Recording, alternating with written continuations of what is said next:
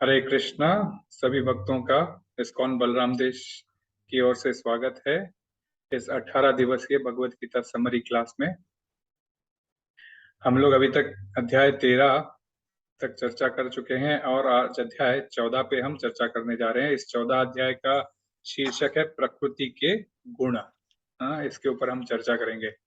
तो चर्चा करने से पहले 2 मिनट के लिए हम कीर्तन करते हैं। उसके पश्चात हम रिकैप लेंगे 13वें अध्याय का और फिर 14वें अध्याय के ऊपर चर्चा करेंगे।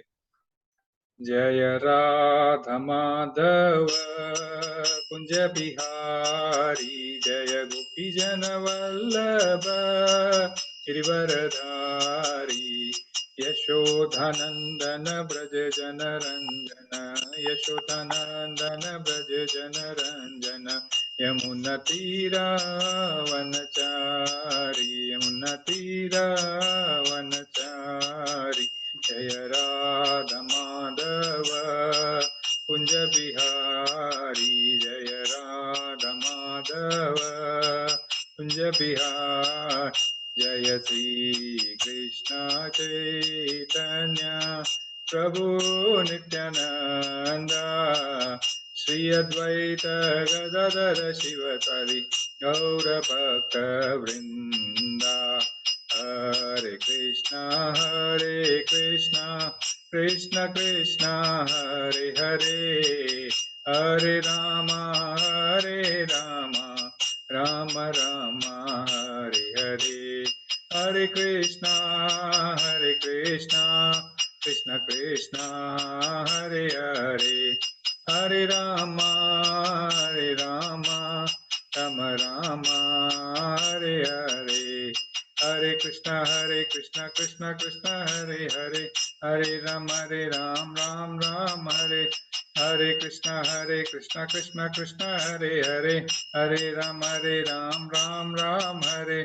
हरे कृष्णा कृष्ण कृष्ण हरे हरे, हरे राम राम राम हरे हरे। जय राधा दामोदर राधा दामोदर राधा, जय राधा वैरिणीश्वर राधा वैरिणीश्वर राधा। जय गौरनिताय जय गौरनिताय, जय गौरनिताय जय गौरनिताय। जय प्रभुपदा जय प्रभुपदा, जय प्रभुपदा श्रील प्रभुपद निताय गौर हरि बोल हरि बोल हरि बोल, निताय गौर हरि बोल। युगधर्म नाम संकीर्तन की जय। जय ओम विष्णुपाद परमहंस परिव्राजकाचार्य अष्टोत्तर शतमद चरणारविंद भक्ति वेदांत स्वामी शील प्रपात की जय। कृष्ण कृपा मूर्ति शील प्रपात की जय। जय ओम विष्णुपाद परमहंस परिव्राजकाचार्य अष्टोत्तर शतमद भक्ति सिद्धांत सरस्वती गोस्वामी महाराज प्रपात ठाकुर की जय।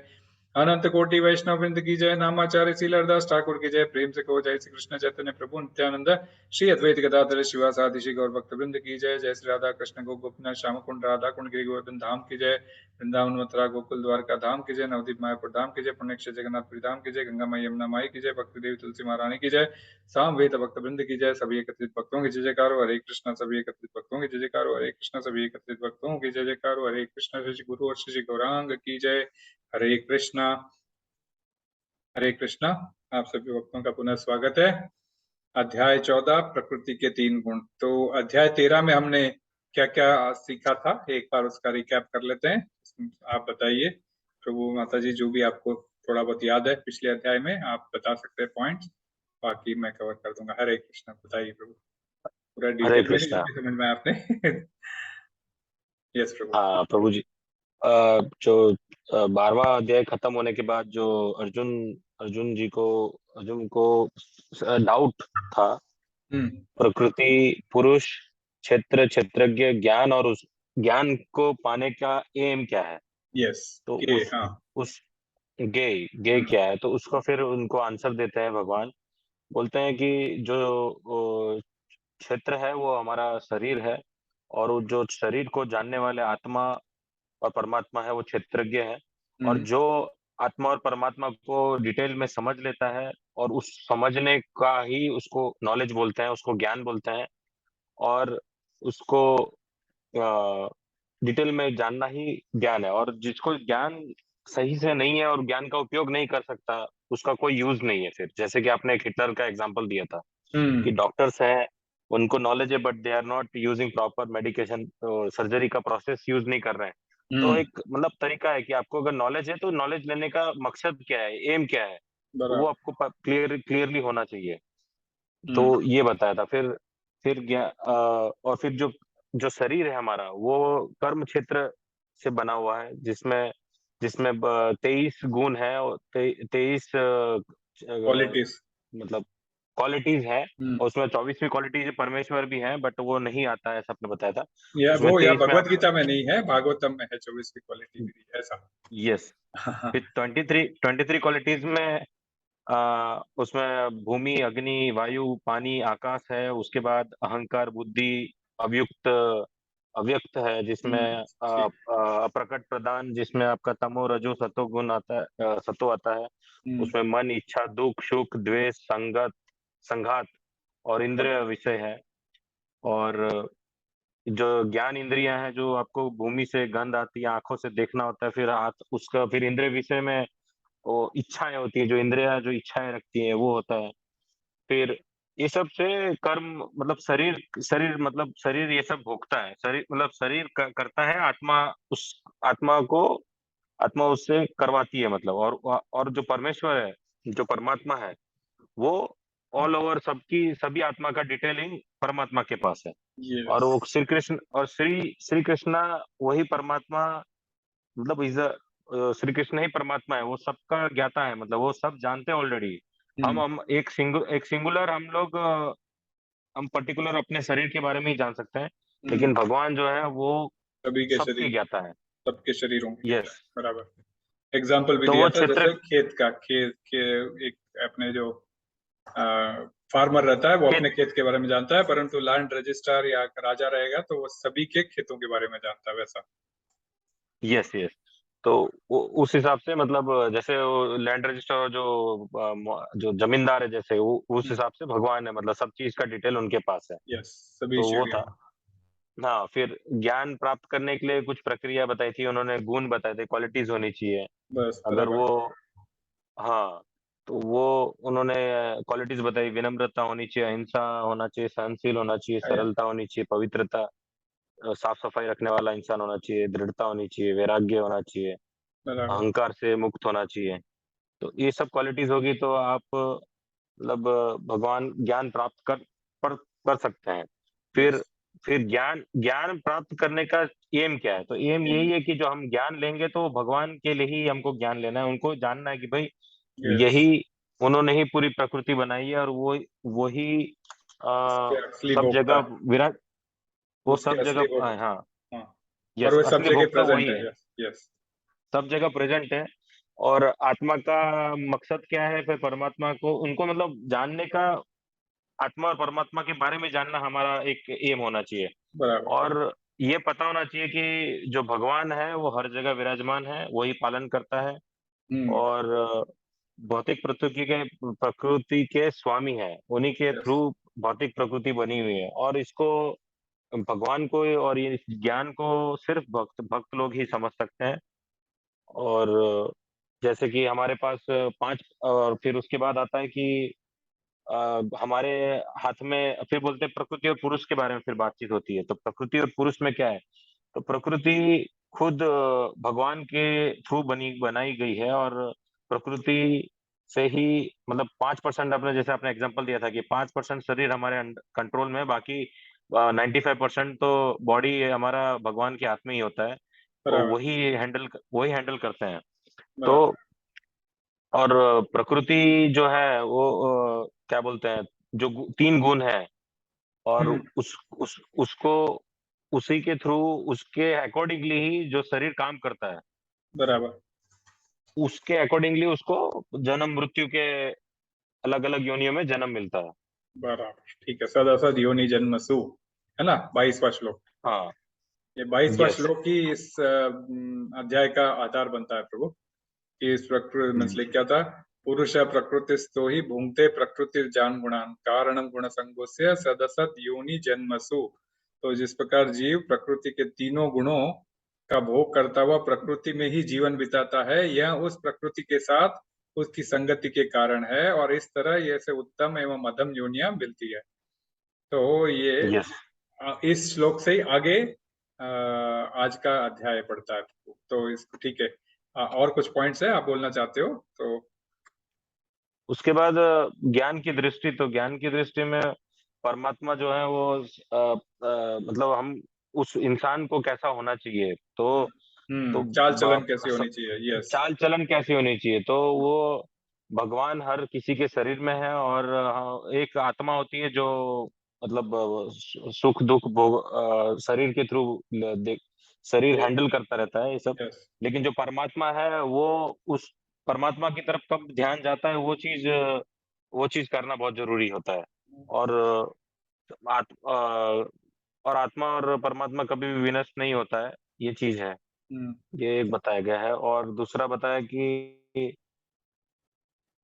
सूर्य प्रकाश के भांति, बिकॉज सूर्य प्रकाश की बात है। प्रेजेंस कैसा होता है, जैसे सूर्य के प्रकाश के भांति, जहाँ सूर्य कहीं पर भी चला जाता है, रोशनी मतलब हम्म। सूर्य की रोशनी कहीं पर भी प्रकाश कर देती है, अंधेरे का कोई ये नहीं रहता। उसी प्रकार जिनको ज्ञान होता है वे जो है सो इस शरीर और इसके अंदर आत्मा एवं परमात्मा के ज्ञाता होते हैं, और वह सभी को संभाव से देखते हैं, और जो ये ज्ञान समझता है वही भव बंधन से छूटने का कारण बनता है। हाँ, तो दो चार एक एग्जांपल लेके हमने समझा था। तो ये है 13वां अध्याय। तो 13वां अध्याय में पुरुष, प्रकृति और मतलब आत्मा और ज्ञान, गे, इन टॉपिक पे हमने चर्चा की थी। अब अब आते हैं 14वें अध्याय पे। तो मैंने कहा था जैसे 22वां श्लोक है, यह एक बेस बनता है। इसके अलावा हमने एक ये समझा था ना, लाइक एक चौथे अध्याय में 34वें श्लोक में क्या था? प्रकृते क्रियमाणानि गुणे कर्माणि सर्वश अहंकार अहंकार में भिन्न प्रकृतिरस्तदा। तो नहीं, अहंकारा विमूढ़ात्मा कर्ता हम इति मन्यते। हमारे को दो चार श्लोक होता है, आधा श्लोक किसी जो दूसरे के साथ जुड़ जाता है हम लोग जब बोलते हैं तो कुछ याद रहता है तो इसमें होता है।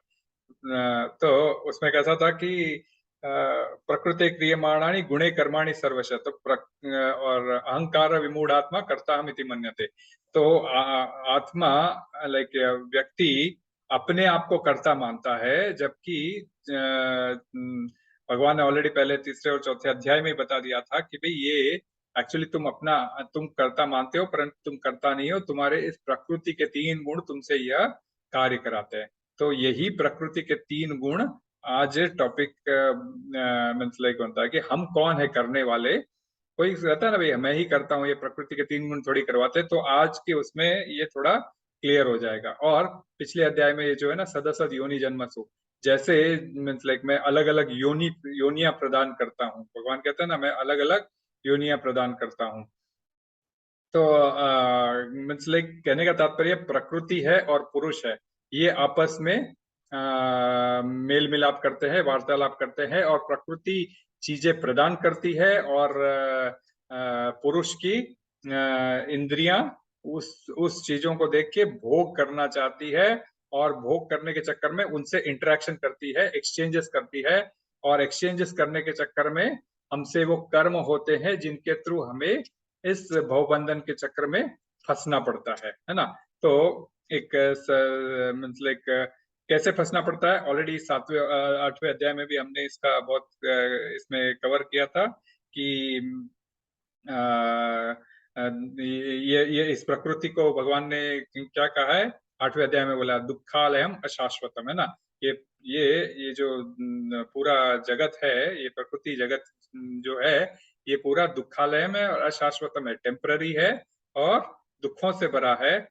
और इसको और इसके अंदर ये एक और श्लोक आया था, दैवी हेषा गुणमयी मम माया दुरत्यया। तो ये एक ये इस मेरी एक और शक्ति है जिसका नाम है माया देवी, जो इस भौतिक जगत को चलाती है। दुर्गा जिसे हम कहते हैं, वे इसे चलाती है, और उसको पार पाना कठिन है, क्योंकि माया के प्रकोप से बच पाना बहुत बहुत कठिन है। स्वयं कृष्ण कहते हैं वो मेरी माया शक्ति है। हाँ, परंतु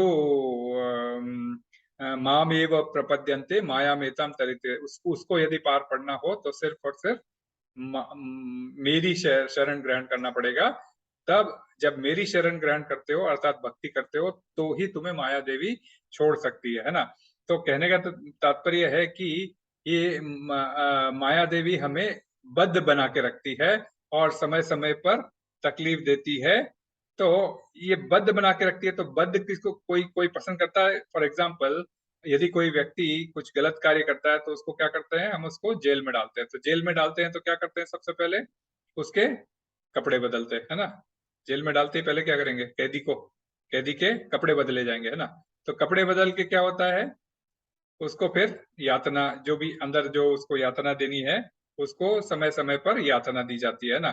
और फिर सबसे पहले क्या करते हैं, कपड़े बदलने के बाद जैसे ही उसको अंदर डालते हैं जेल के अंदर, क्या करते हैं, कोई यदि वो समझो बहुत खूंखार हो या तो क्या करते हैं, उसको चेनों से बांध के रखते हैं, है ना। अब देखा ही होगा फिल्मों में कई बार दिखाते हैं कि चेनों से बांध के रखते हैं कैदी को।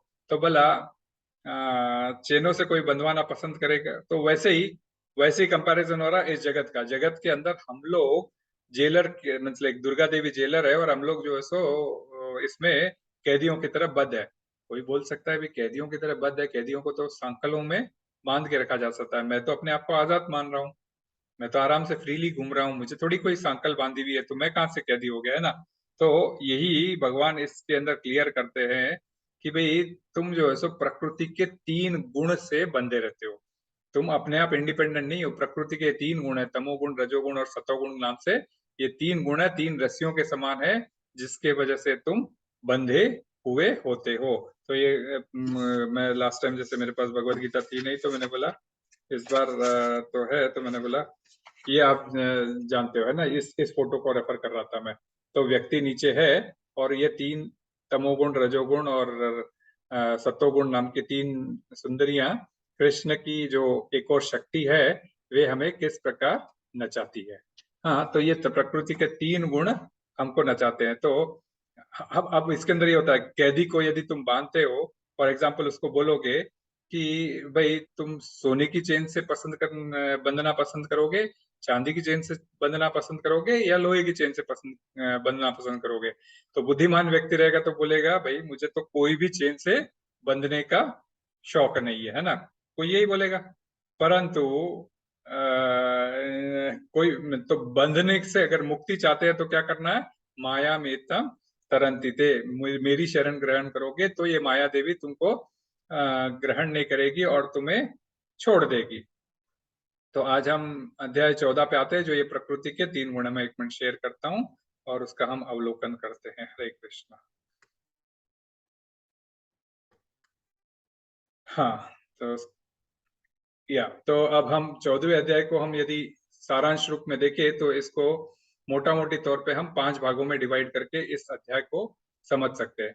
तो पहले 4 श्लोकों में जीवों की मुक्ति और उनके बंधन किस प्रकार होते हैं उसके ऊपर चर्चा की, जो मैं अभी सूक्ष्म में आपको जो समझा रहा था ये इन्हीं पहले 4 श्लोकों के ही डिस्क्रिप्शन है। उसके बाद में 5वें से ला के 9वें श्लोक में जीव प्रकृति के गुणों से कैसे बंधा हुआ होता है ये दिखाया जाएगा। यहाँ पे भी आपको वही फोटो आ रही है, जीव प्रकृति के गुणों से कैसे बनता है। एक तो मुक्ति, जीवों की मुक्ति का बंधन क्या होता है, फिर उस प्रकृति के गुणों से वह कैसे बंधा जाता है, और गुणों में सर्वोच्चता कौन सा है, कौन सा गुण सर्वोच्च है, कौन सा गुण निकृष्ट है, और उस गुणों में कार्य करने से हमें क्या प्राप्ति होती है उसका मतलब ये गुणों में किस किस प्रकार का कार्य करते हैं, ये 10वें से 13वें श्लोक में, और फिर 14वें से 18वें श्लोक में ऐसे कार्य करने से आगे हमारी क्या गति होती है, आगे हमें कैसा जीवन मिलता है, कैसा हमारा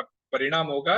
ये चौथा सेक्शन में बद्ध जीव का परिणाम 14वें से 18वें श्लोक में, फिर 19वें से 27वें श्लोक में इन तीनों गुणों से कैसे परे रहा जा सकता है इसके ऊपर हम चर्चा करेंगे। ठीक है, तो सबसे पहले भगवान कहना शुरू करते हैं, हाँ क्या, कि श्री भगवान उवाच परम भूय प्रवक्ष्यामि ज्ञानानां ज्ञानमुत्तमं यज्ञात्वा मुनयः सर्वे पराम सिद्धि मितो गता। भगवान ने कहा अब मैं तुमसे समस्त ज्ञानों में सर्वश्रेष्ठ इस परम ज्ञान को पुनः कहूंगा, जिससे जान लेने पर समस्त मुनियों ने परम सिद्धि प्राप्त की है। अब क्योंकि भगवान ने ऑलरेडी ज्ञान, हम लोग ज्ञान सेक्शन में ऑलरेडी, और पिछले बाल का ज्ञान का हमने चर्चा, ज्ञान योग पे उन 6 सब्जेक्ट पे चर्चा की थी।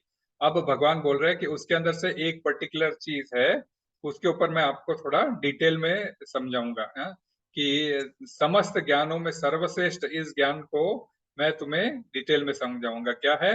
इदम ज्ञानमुपाश्रित्य मम साधर्म्यमागता सर्गेऽपि नोपजायन्ते प्रलये न व्यथन्ति च। इस ज्ञान में स्थिर होकर मनुष्य मेरी जैसी दिव्य प्रकृति स्वभाव को प्राप्त करता है।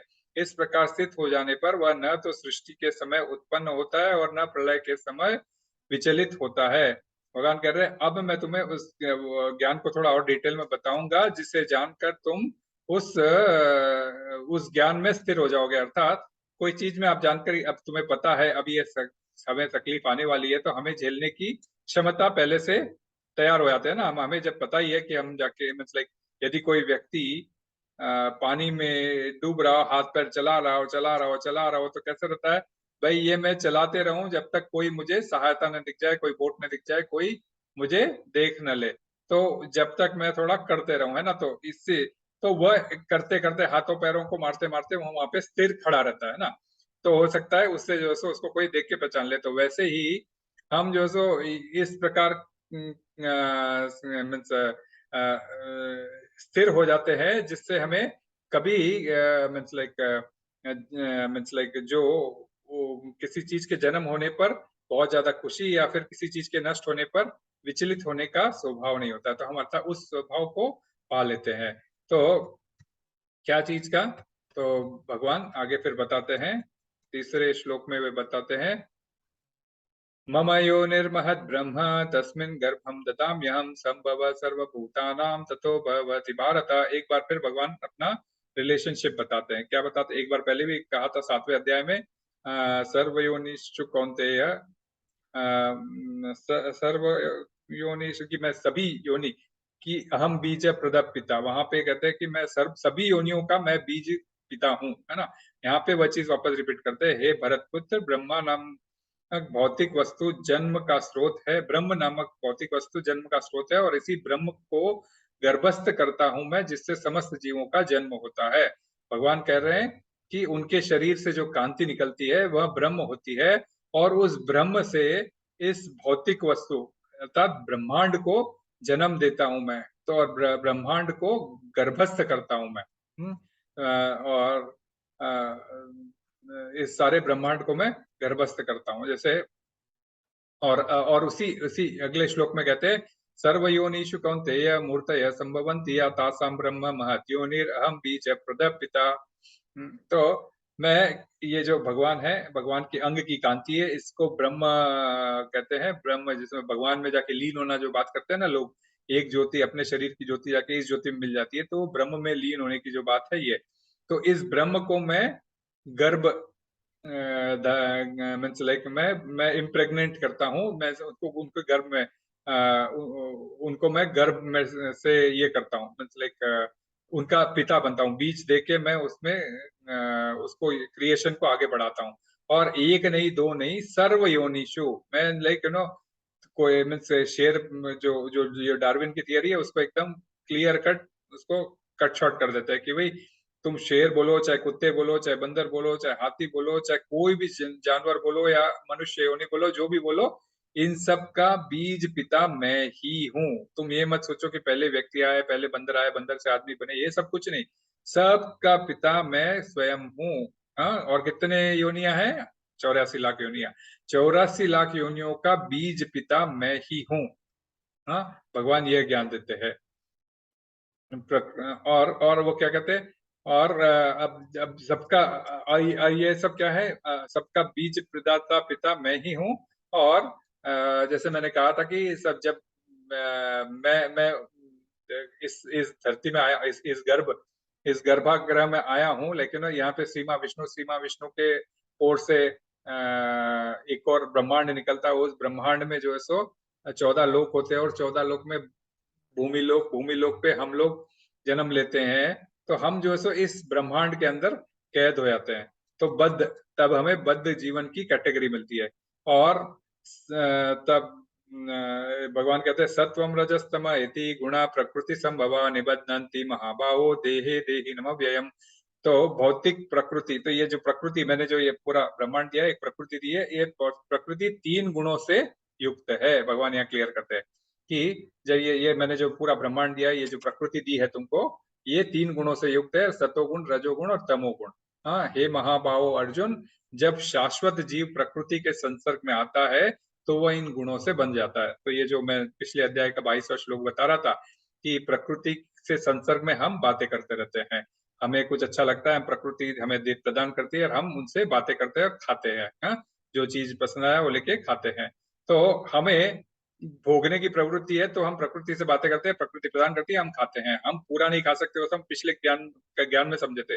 पर यहाँ पे उसको एक्सटेंशन देते हुए भगवान कहते हैं कि हे महाबाहो, ये शाश्वत जीव प्रकृति के संसर्ग में जब आता है तो वह इन गुणों से बंध जाता है ना। जैसे सिंपल सी बात है, मैंने जेलर का एग्जांपल दिया था, जेल में जैसा व्यक्ति आता है तो वह उसके कपड़े बदले जाते हैं और उसको बेड़ियों से जकड़ा जाता है। तो जैसे ही वो प्रकृति में आता है, प्रकृति की देवी दैट इज माया देवी उनके 3 रस्सियों वाले देवियों से उसको बांध देती है। हाँ, तो ये हो गया इसका पहला सेक्शन। अब दूसरा सेक्शन आता है प्रकृति, ये जो पहला सेक्शन था प्रकृति के जीव की मुक्ति और बंधन, और उसके बाद में जीव प्रकृति के गुणों से बंधा हुआ कैसे होता है। 5वें से लगा के 9वें श्लोक तक जीव प्रकृति से कैसे बंधा होता है।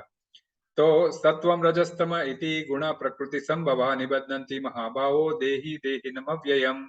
तो भौतिक प्रकृति के 3 गुणों से युक्त ये है कि सत्व, रजो और तमो गुण इनसे बन जाता है। और कैसे बनता है, हाँ सॉरी वो हो गया था अपना, तत्र सत्वम निर्मलत्वात् प्रकाश कमनामयम सुख संगेन बध्नाति ज्ञान संगेन चानग। हे निष्पाप, सतोगुण से, तीनों गुण से बनता है, सतोगुण का डिस्क्रिप्शन दे रहे हैं। हे निष्पाप, सतोगुण अन्य गुणों की अपेक्षा अधिक शुद्ध होने के कारण प्रकाश प्रदान करने वाला है और मनुष्य को सारे पाप कर्मों से मुक्त करने वाला है। जो लोग इस गुण में स्थित होते हैं वे सुख तथा ज्ञान के भाव से बंध जाते हैं, है ना। तो सतोगुण का एग्जाम्पल हमने बताया था कि लोग बहुत लाइक दूसरों के प्रति कृपालु होता है, दूसरों से शांत रहता है, दूसरों को मदद करने की सोचता है। तो इस प्रकार का व्यक्ति जो जो जो इस प्रकार के गुणों में स्थित होता है वह थोड़ा शुद्ध होता है। क्योंकि जब प्रकृति, ये जब भागवत में क्रिएशन का प्रोसेस आता है, तब क्रिएशन में जब भगवान श्री माँ विष्णु के श्वास छोड़ने से जब ब्रह्मांड उत्पन्न होते हैं, ब्रह्मांड में वे गर्भोदक्षाई विष्णु के रूप में अंदर प्रवेश करते हैं, तब उसमें हलचल होती है और सारे जीवों को जन्म देते हैं भगवान, हम बीज प्रदापिता। और वो सारे जीवों को जो जन्म देते हैं, तो जब ये क्रिएशन होता है तो पहले सबसे पहले जब ये भगवान अपने प्रकाश डालते हैं, अपने आंखों से नेत्र को देखते हैं, तब प्रकृति में हलचल होती है। तो उस जो भगवान के नेत्र से जो प्रकाश बहता है, उस प्रकाश के साथ में ये प्रकृति की देवी दुर्गा देवी के प्रागट्य और उसी के साथ में ये गुण। तो जैसे ही वह प्रकृति में हलचल होना शुरू होती है तो सबसे पहले गुण उत्पन्न होते हैं, सबसे पहले गुण उत्पन्न होते हैं। और गुण उत्पन्न होते के चक्कर में सबसे पहले सतोगुण उत्पन्न होता है। फिर वो जब प्रकृति के चीजों से मेल खाना शुरू करता है तो उसमें थोड़ा सा मिलावट आना शुरू होता है, फिर वो रजोगुण में परिवर्तित होता है और रजोगुण उत्पन्न होता है। रजोगुण में और थोड़ा मिश्रण होने के बाद में तमोगुण उत्पन्न होता है, और तमोगुण तो तमोगुण के बाद में इन तीनों गुणों के रेस्पेक्टिव देवी देवता उत्पन्न होते हैं। जो रेस्पेक्टिव देवता कौन है, सतोगुण के रेस्पेक्टिव देवता है विष्णु, रजोगुण के देवता है ब्रह्मा और तमोगुण के देवता है शिव जी। इनकी उत्पत्ति होती है, इस प्रकार चलता है। तो सबसे पहले सतोगुण के बारे में यहाँ पे बताया गया कि सतोगुण वाला दूसरों को प्रकाश प्रदान करने वाला और मनुष्यों के सारे पापों से मुक्त कराने वाला होता है। किसी को गाइड करता है, किसी को अच्छा बात बताता है, जैसे तो ये सब सारे सतोगुण के कार्य है। और रजोगुण में व्यक्ति जो रजोगुण में बंधा होता है, यहाँ सब में आप देखोगे ना संकल है, चाहे सतोगुण में हो तो सोने की सांकल, मैंने जो कहा था शुरू में एग्जाम्पल, जो सोने की सांकल, और जो चांदी की सांकल से जो कोई बंधा जाना चाहता है वो है रजोगुण। रजोगुण में व्यक्ति क्या करता है, हे कुंती पुत्र, रजोगुण की उत्पत्ति असीम आकांक्षाओं तथा तृष्णाओं से होती है और इसी के कारण वह देहधारी जीव सकाम कर्मों में बंध जाता है। तो चांदी की बेड़ियों में बंधने का मतलब क्या है कि व्यक्ति अपनी इच्छाओं के लिए सकाम कर्म करता है। सकाम कर्म बोलता है जो वो कर्म वो करेगा जिससे उसको फल भोगने की इच्छा मिलेगी, और वो भोगने की इच्छा में जब वो भोगता है तो फिर वो कर्म बंधन में फंस जाता है, तो बंधन में फंसता ही है। सतोगुण में क्या होता है, जब भगवान को बीच में नहीं रख के करता है, तो इसलिए आप देखोगे सतोगुण में आपकी एक सांकल खुली हुई है। क्यों? क्योंकि उसके अंदर चांस होता है कि वह एकदम ऊपर जा सके। अच्छे कार्य कर रहा है तो एक ही सांकल से बंधा, कभी कभी आप देखते हो एक यदि को एक ही सांकल से बंधा के लाता है, कभी कभी दोनों हाथों से बांधना पड़ता है। तो ये एग्जैक्टली उसी रूपरेखा से ये गुण हम पर हावी होते हैं और गुण हमसे ऐसा काम कराते हैं। तो सकाम कर्मी क्या करता है, अपने पैशन के चक्कर में मुझे ये करना है वो करना है और भोगने के चक्कर में वह कर्म में बनता है। और तमोगुणी व्यक्ति तस्मात् अज्ञानजं विद्धि मोहनम सर्वदेहिनां प्रमादालस्य निद्राभिस्तन्निबध्नाति भारत। हे भरत पुत्र, तुम जान लो कि अज्ञान से उत्पन्न तमोगुण समस्त देहधारी जीवों का मोह है। इस गुण के प्रतिफल पागलपन यानी कि प्रमाद, आलस और नींद है जो बद्ध जीव को बांधते हैं, है ना। जो ये इस प्रकार बंधता है, जो मतलब कि नो जो दिन भर सोते रहता है, जो आप रामायण से एग्जांपल ले लीजिए, तो ये हर एक मैं आप देखते हो ना क्या, मतलब मैं कभी तो बहुत ज्यादा सो जाता हूँ, कभी जो है सो बहुत पैशन में बहुत सारी चीजें कर गुजरने का सोचता हूँ। आप रामायण में दे लीजिए, अब एक तीन भाई थे, रावण, कुंभकर्ण और विभीषण। तो व्यक्ति किस प्रकार काम करता है, किस प्रकार सोचता है, किस प्रकार चलता है, ये उसके गुणों के ऊपर भी डिपेंड करता है। तो उस एग्जाम्पल में रामायण के इसमें सतोगुण में कौन थे, ये तीनों भाइयों में से विभीषण, है ना। विभीषण आप देखोगे कि भगवान की भक्ति भी करते थे, गाइड भी करते थे रावण को कि भाई ये गलत है, तो वे कभी भी सतोगुण में रहते थे, तो सतोगुण का प्रतीक। दूसरे कौन थे, कुंभकर्ण, जो दिन भर 6 महीने सोता था, खाने के लिए कितना बाल्टियां मतलब कितने बड़े बड़े ट्रंक कंटेनर भर भर के प्रसाद खाना बनाना पड़ता था, उसको उठाने के बाद में इतना अकेला ही खा जाता था, तो वह तमोगुण का प्रतीक था। और रावण, मुझे और सोना प्राप्त करना है, पूरी सोने की लंका बना दी, फिर भी जो है सो पराये स्त्री के ऊपर नजर डालना, दूसरी स्त्रियों को हरण करना, तो इनडायरेक्टली बोलते लक्ष्मीपति को छोड़ देना, लक्ष्मी को हरण करना, ऐसा था ना। क्योंकि इसीलिए जब अभी दिवाली की पूजा गई थी, तो इसलिए हम लोग कहते हैं कभी भी लक्ष्मी की पूजा अकेली नहीं करनी चाहिए। सिर्फ यदि लक्ष्मी की आप पूजा करते हो तो फिर वह रावण की प्रवृत्ति हो जाती है। कभी भी लक्ष्मी नारायण की पूजा साथ में करनी चाहिए, जिससे, क्योंकि नारायण को आप सेवा करोगे तो लक्ष्मी ऑटोमेटिकली आप पे प्रसन्न होगी, और सिर्फ लक्ष्मी जी को पूछोगे तो रावण की तरह अपनी हालत हो जाएगी कि कभी हमें लक्ष्मी प्राप्त होगी नहीं। तो ये इस प्रकार तीनों गुण के अंदर व्यक्ति इस प्रकार काम करता है। तो यहाँ पे थोड़ा एक मैंने टैबुलेट किया हुआ है, इंग्लिश में है लेकिन आपको समझने में इजी हो जाएगा कि सत्वगुण व्यक्ति, ये मीन्स आगे 6वें श्लोक से ला के 18वें श्लोक का ये डिस्क्रिप्शन है कि प्रकृति के तीनों गुण सतोगुण, रजोगुण और तमोगुण के अंदर ये किस प्रकार बंधे जाते हैं। तो सतोगुण के अंदर व्यक्ति हैप्पी रहे, हैप्पीनेस उसके ऊपर रहता है, खुशी, हाँ, और क्या, सेटिस्फैक्शन बोल तो कोई तृप्ति तृप्ति, और ज्ञान, और कौन सी चीज सुपीरियर हो तो है ना, मीन्स लाइक थोड़ा हायर लेवल पे रहता है, मीन्स उसका ये चीजें हमें बांध के रखती है। हमें कोई कभी भी प्रसन्नता, हमारे कोई भी कार्य जो करे उसमें तृप्ति, नॉलेज, ये है सतोगुण का कारक। और रजोगुण का कारक होता है उस कर्म फल में आसक्ति, अटैचमेंट टू फ्रूटिव एक्टिविटीज, कर्म फल में आसक्ति, binds by the ropes of desire and attachment, जो हमारे भोगने की प्रवृत्ति पे डिपेंड करती है, जो हमें प्रकृति में बांधती है। और तमोगुण में अभी मैंने एग्जांपल दिया था, मैडनेस, इंडोलेंस, लेजीनेस और स्लीप, जो बहुत ज्यादा दिन भर मतलब जो बहुत ज्यादा सोता है उसको हम क्या कहते हैं, आलसी कहते हैं ना। कोई 11 बजे तक सोते रहता है, सुबह अरे आलसी है क्या, ये बोलते हैं ना। तो ये तमोगुण का कारक है। सवेरे सूर्योदय होने से पहले उठना चाहिए, ये सतोगुण की निशानी है। जैसे सूर्य उगता है तो सवेरे सारे कार्य हम में जो है सो सतोगुण, तो दिन में वो सतोगुण का पीरियड, मतलब ये आप ये मत सोचो सतोगुण सिर्फ आप पे ही हावी होता है। सतोगुण प्रकृति में भी विराजमान है। प्रकृति में कैसे, जो सवेरे का पीरियड होता है वो सतोगुण होता है, फिर जैसे जैसे सन बढ़ना शुरू होता है, पारा बढ़ता है, तो वो रजोगुण का पीरियड शुरू हो जाता है, और जैसे ही शाम में सूरज ढलना शुरू होता है तो तमोगुण का पीरियड शुरू हो जाता है। तो हम किस मूड में है, हमारी प्रकृति शरीर की किस मूड में है, और प्रकृति में कौन सा गुण उस समय कौन सा हावी है। अभी जैसे हम जानते हैं अभी दिन का समय, तो रजोगुण प्रभायमान है, रजोगुण की कमी हो रही है। और हमारे शरीर में यदि इस समय सत्वगुण की वृद्धि, आप जब मैं कीर्तन बता रहा हूँ आपको, ज्ञान बता रहा हूँ, तो इस सत्वगुण की वृद्धि है, और आप सुन रहे हो ये भी सत्वगुण है, तो हम रजोगुण में भी सत्वगुण का आनंद ले रहे हैं। और कभी कभी हम ऐसे ही रजोगुण में के समय है और सोने में लगे रहते हैं, तो हमारे तमोगुण अधिक विकास पर है, और हम हमारे शरीर की प्रकृति में तमोगुण का अधिक अभी बोलबाला है, और हम रजोगुण में भी हम सोने का काम कर रहे हैं।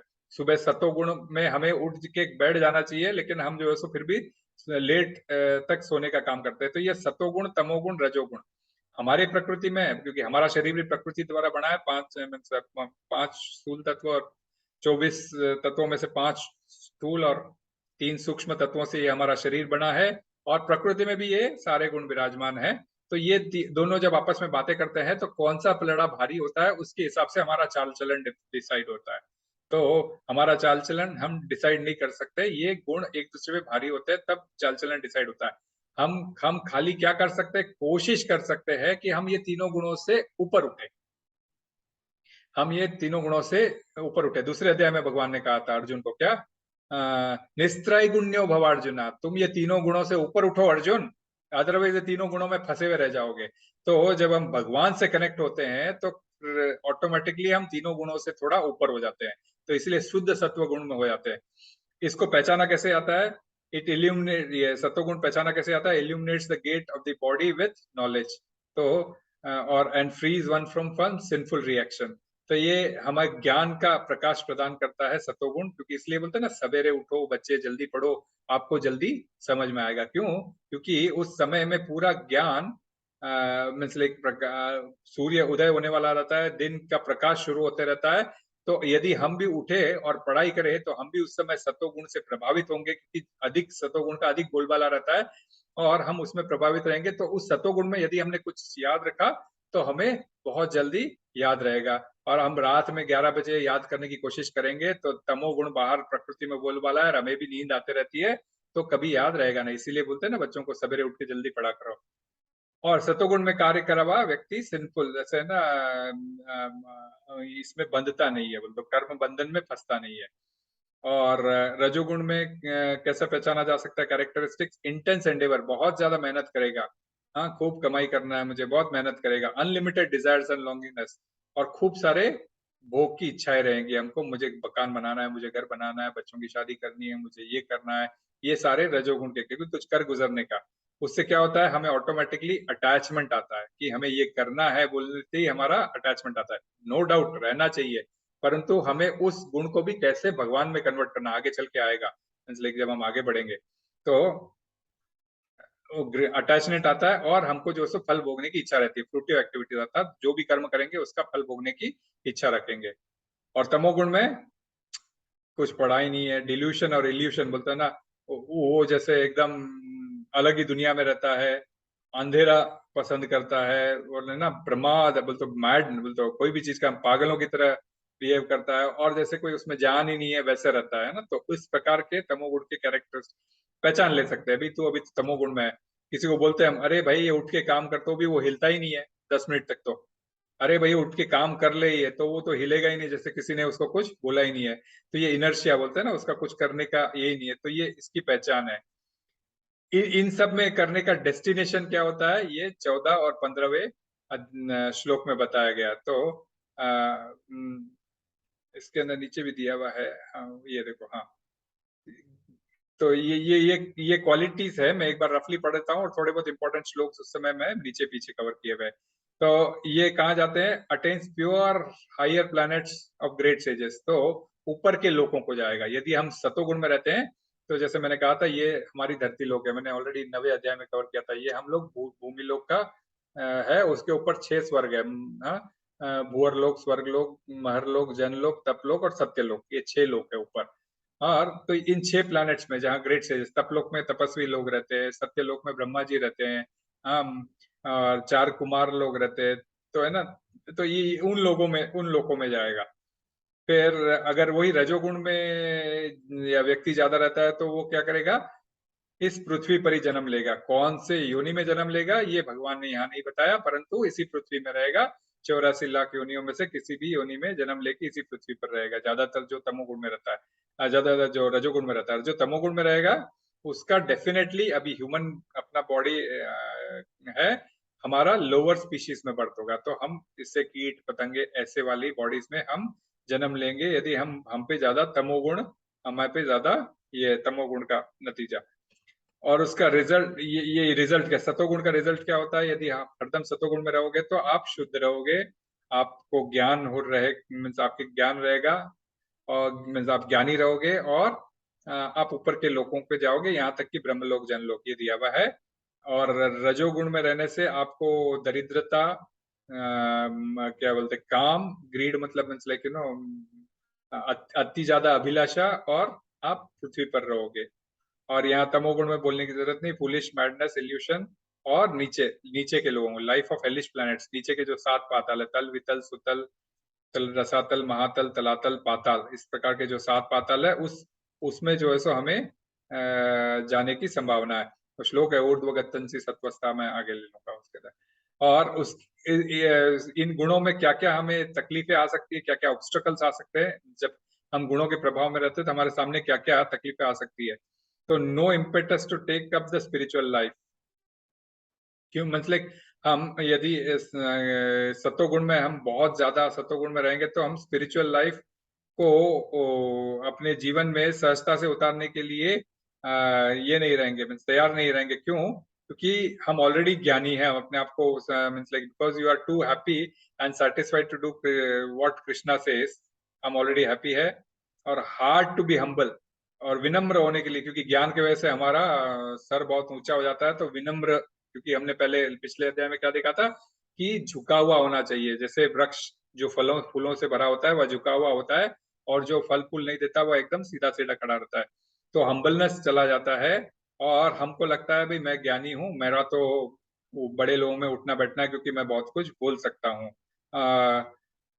तो एंड कोई चीज को जल्दी से मीन्स लाइक और उस लेवल पे आके कुछ और नया सीख पाना उसके लिए काफी कठिन हो जाता है। मीन्स लाइक जो जो नॉलेज उसको नहीं है उसके बारे में हासिल करना बहुत मुश्किल हो जाता है। और वही रजोगुण वाला, मैं जो है सो फल को, मैं कर्म कर रहा हूँ तो मुझे फल तो मुझे भोगना ही भोगना है, मैं फल को नहीं छोड़ सकता। हाँ, और उससे जो है सो अधिक से अधिक अटैच रहना शुरू करता है। मतलब तो हम जो मेन हमारा भक्ति का प्रोसेस क्या है, हमें अटैचमेंट नहीं रखना है किसी से, हमें अटैचमेंट नहीं रखना है ना। हम जो भी कर्म करते हैं उसके साथ हमें अटैचमेंट नहीं करना, अकर्म करना है हमको। कर्म करने से हमें बंधन मिलता है, अकर्म करना है जो भगवान से कनेक्टेड है वो। परंतु रजोगुण में रहने से हम वो अकर्म भी नहीं करते, और कर्म का फल हम छोड़ने का सोच भी नहीं सकते। और ऐसा करने से कभी कभी क्या होता है कि हम लोग पाप भी करते हैं, इसीलिए कभी कभी भक्ति के राह पर नहीं जाते। जैसे किसी को मांस खाने की इच्छा हो गई, पता है मांस नहीं खाना चाहिए, फिर भी अच्छा ठीक है मंगलवार को छोड़ के मैं बाकी दिन खा लूंगा, है ना। ऐसा करने से क्या होता है कि भक्ति करना भी थोड़ा कभी कभी उसके लिए कठिन हो जाता है, क्योंकि वह छोड़ नहीं पाता है भोगने की इच्छा। और तमोगुण वाला, वो तो एकदम ही अलग ही दुनिया में रहता है, उसको कृष्ण क्या कह रहा है कोई समझने की जरूरत नहीं है। और कोई भी बोलेंगे सवेरे उठ के स्नान कर भाई, दीपक जला, तो बोलते उठेगा कौन, बिना मुंह धोए या तो चाय पीने की आदत रहती है लोगों को बिना ब्रश करे। तो ये कुछ कैरेक्टरिस्टिक्स है जो अलग अलग श्लोकों में कवर्ड है। मैंने जैसे यहाँ पे लिख रखा है, मतलब 14 से 18 तक के श्लोकों का यहाँ पे वर्णन है। तो इसमें देखोगे आप 11वें श्लोक में सर्वद्वारेषु देहेस्मिन् प्रकाश उपजायते ज्ञान यदा तथा विद्या विवृद्धम सत्वमित्युत। सत्वगुण की अभिव्यक्ति को तभी अनुभव किया जा सकता है जब शरीर में सारे द्वार ज्ञान के प्रकाश से प्रकाशित हो। तो सवेरे का समय इसलिए कहा जाता है ना कि हम चारों तरफ से अपने दिमाग को ओपन रख के, हम कोई प्रकार का स्ट्रेस नहीं रहता है, सवेरे सवेरे उठे, कोई काम हाथ में याद आता नहीं है, पढ़ाई करना है, ज्ञान लेना है, भगवान की पूजा करना है, तो हम और कोई चीज हमें सताती नहीं है, सवेरे सवेरे कोई फोन रिंग भी नहीं आएगा। तो सारे प्रकाश के द्वार खुले होते हैं। तो सतोगुण में जब व्यक्ति रहता है तो सारे द्वार खुले होते हैं, और रजोगुण में रहता है तो क्या होता है, मैं वो रजोगुण में वृद्धि मीन्स हे भरतवंशी, मैं प्रमुख है। जब रजोगुण में वृद्धि हो जाती है तो अत्यधिक आसक्ति, सकाम कर्म, गहन उद्यम तथा अनियंत्रित इच्छा एवं लालसा के लक्षण प्रकट होते हैं। तो जैसे कमाई के लिए निकलते हैं, बोला सुबह के टाइम, दोपहर जैसे ही दिन चढ़ना शुरू होता है तो हम रजोगुण में आते हैं, हमें कमाई करना है, ये करना है, और हमारा धीरे धीरे मूड चेंज होने लगता है। तमोगुण में वृद्धि होती है, हम सो जाते हैं, अभी जो मैंने बताया था। जब तमोगुण में वृद्धि आती है तो हे कुरुपुत्र, अंधेरा, जड़ता, प्रमत्ता तथा मोह का प्रागट्य होता है। जैसी रात आती है हमें नींद आ जाती है, या फिर हम ड्रग्स के नशे में रहते हैं। दिन में भी हमें जब तमोगुण आता है ना, कभी कभी ड्रग्स लेके व्यक्ति सो जाता है, तो ये, या फिर बेहोशी की हालत रहती है, तो ये सारी तमोगुण के लक्षण है। तो और उन गुणों में क्या होता है, गुणों के परिणाम क्या होते हैं, जो ये मैंने बताया था अभी, ये भूलोक है, हम सबसे बीच वाले प्लेनेट में है, और ये भूवर लोक, स्वर्ग लोक, मर लोक, जन लोक, तप लोक, सत्य लोक, और ये नीचे तल, वितल, तल, जो मैंने कहा था। तो उससे क्या होता है, जब कोई सतोगुणी, तो ये ना, यदा सत्वे प्रवृद्धे तो प्रलयम यान्ति देह भूत। तो जब कोई सतोगुण में मरता है तो उसे महर्षियों की विशुद्ध उच्चतर लोकों की प्राप्ति होती है। और जो रजोगुण में है, उसे जब कोई रजोगुण में रहते हुए अपना प्राण त्यागता है तो उसे वह सकाम कर्मियों के बीच जन्म ग्रहण करता है। और जब कोई तमोगुण में मरता है तो वह पशु योनि में जन्म लेता है। तो आप जिस कॉन्शियसनेस में अपना शरीर छोड़ोगे और जिस समय आपका क्या गुण हावी होगा, बेस्ड ऑन दैट आपको ये प्रकार के आपके आपके अगले जन्म आपके इस प्रकार डिफाइन होते हैं। तो देख लो, कॉन्शियसनेस ही केवल एक बात नहीं है, हमारे कॉन्शियसनेस हरदम कृष्णा कॉन्शियस रहना चाहिए। कृष्णा से कनेक्ट होते ही हम ऑटोमेटिकली सतोगुण, रजोगुण, तमोगुण को पार कर देते हैं। परंतु फिर भी यदि, जैसे मैंने कहा ना, खाते वक्त भी अगर भोगने की इच्छा रहेगी, गुलाब जामुन खाना है, हा? या फिर भाई मेरे को तो बहुत तकलीफ हो रही है, मुझे तो अब सोना है नींद में, तो ये कॉन्शियसनेस जैसा रहता है उस समय प्राण छूटते हैं, तो अकॉर्डिंगली हमारी ये गति होती है। ये वापस भगवत गीता आपको ये ज्ञान दे रही है। और और गुणों के बंधन के परिणाम किस प्रकार होते हैं, पुण्य कर्म का फल शुद्ध होता है और सात्विक कहलाता है, लेकिन रजोगुण में संपन्न कर्म का फल दुख होता है, और तमोगुण में किए जाने वाले कार्य मूर्खता के प्रतिफलित होते हैं। तो ये ऊपर जो है सो अलग अलग प्रकार के गुण और उसमें हो रहे कार्य है ना, ये सारे मांस, मदिरा, ये जो चारों मीट ईटिंग, ये जानवरों की यूनिया है, सब तमोगुण के कारक है।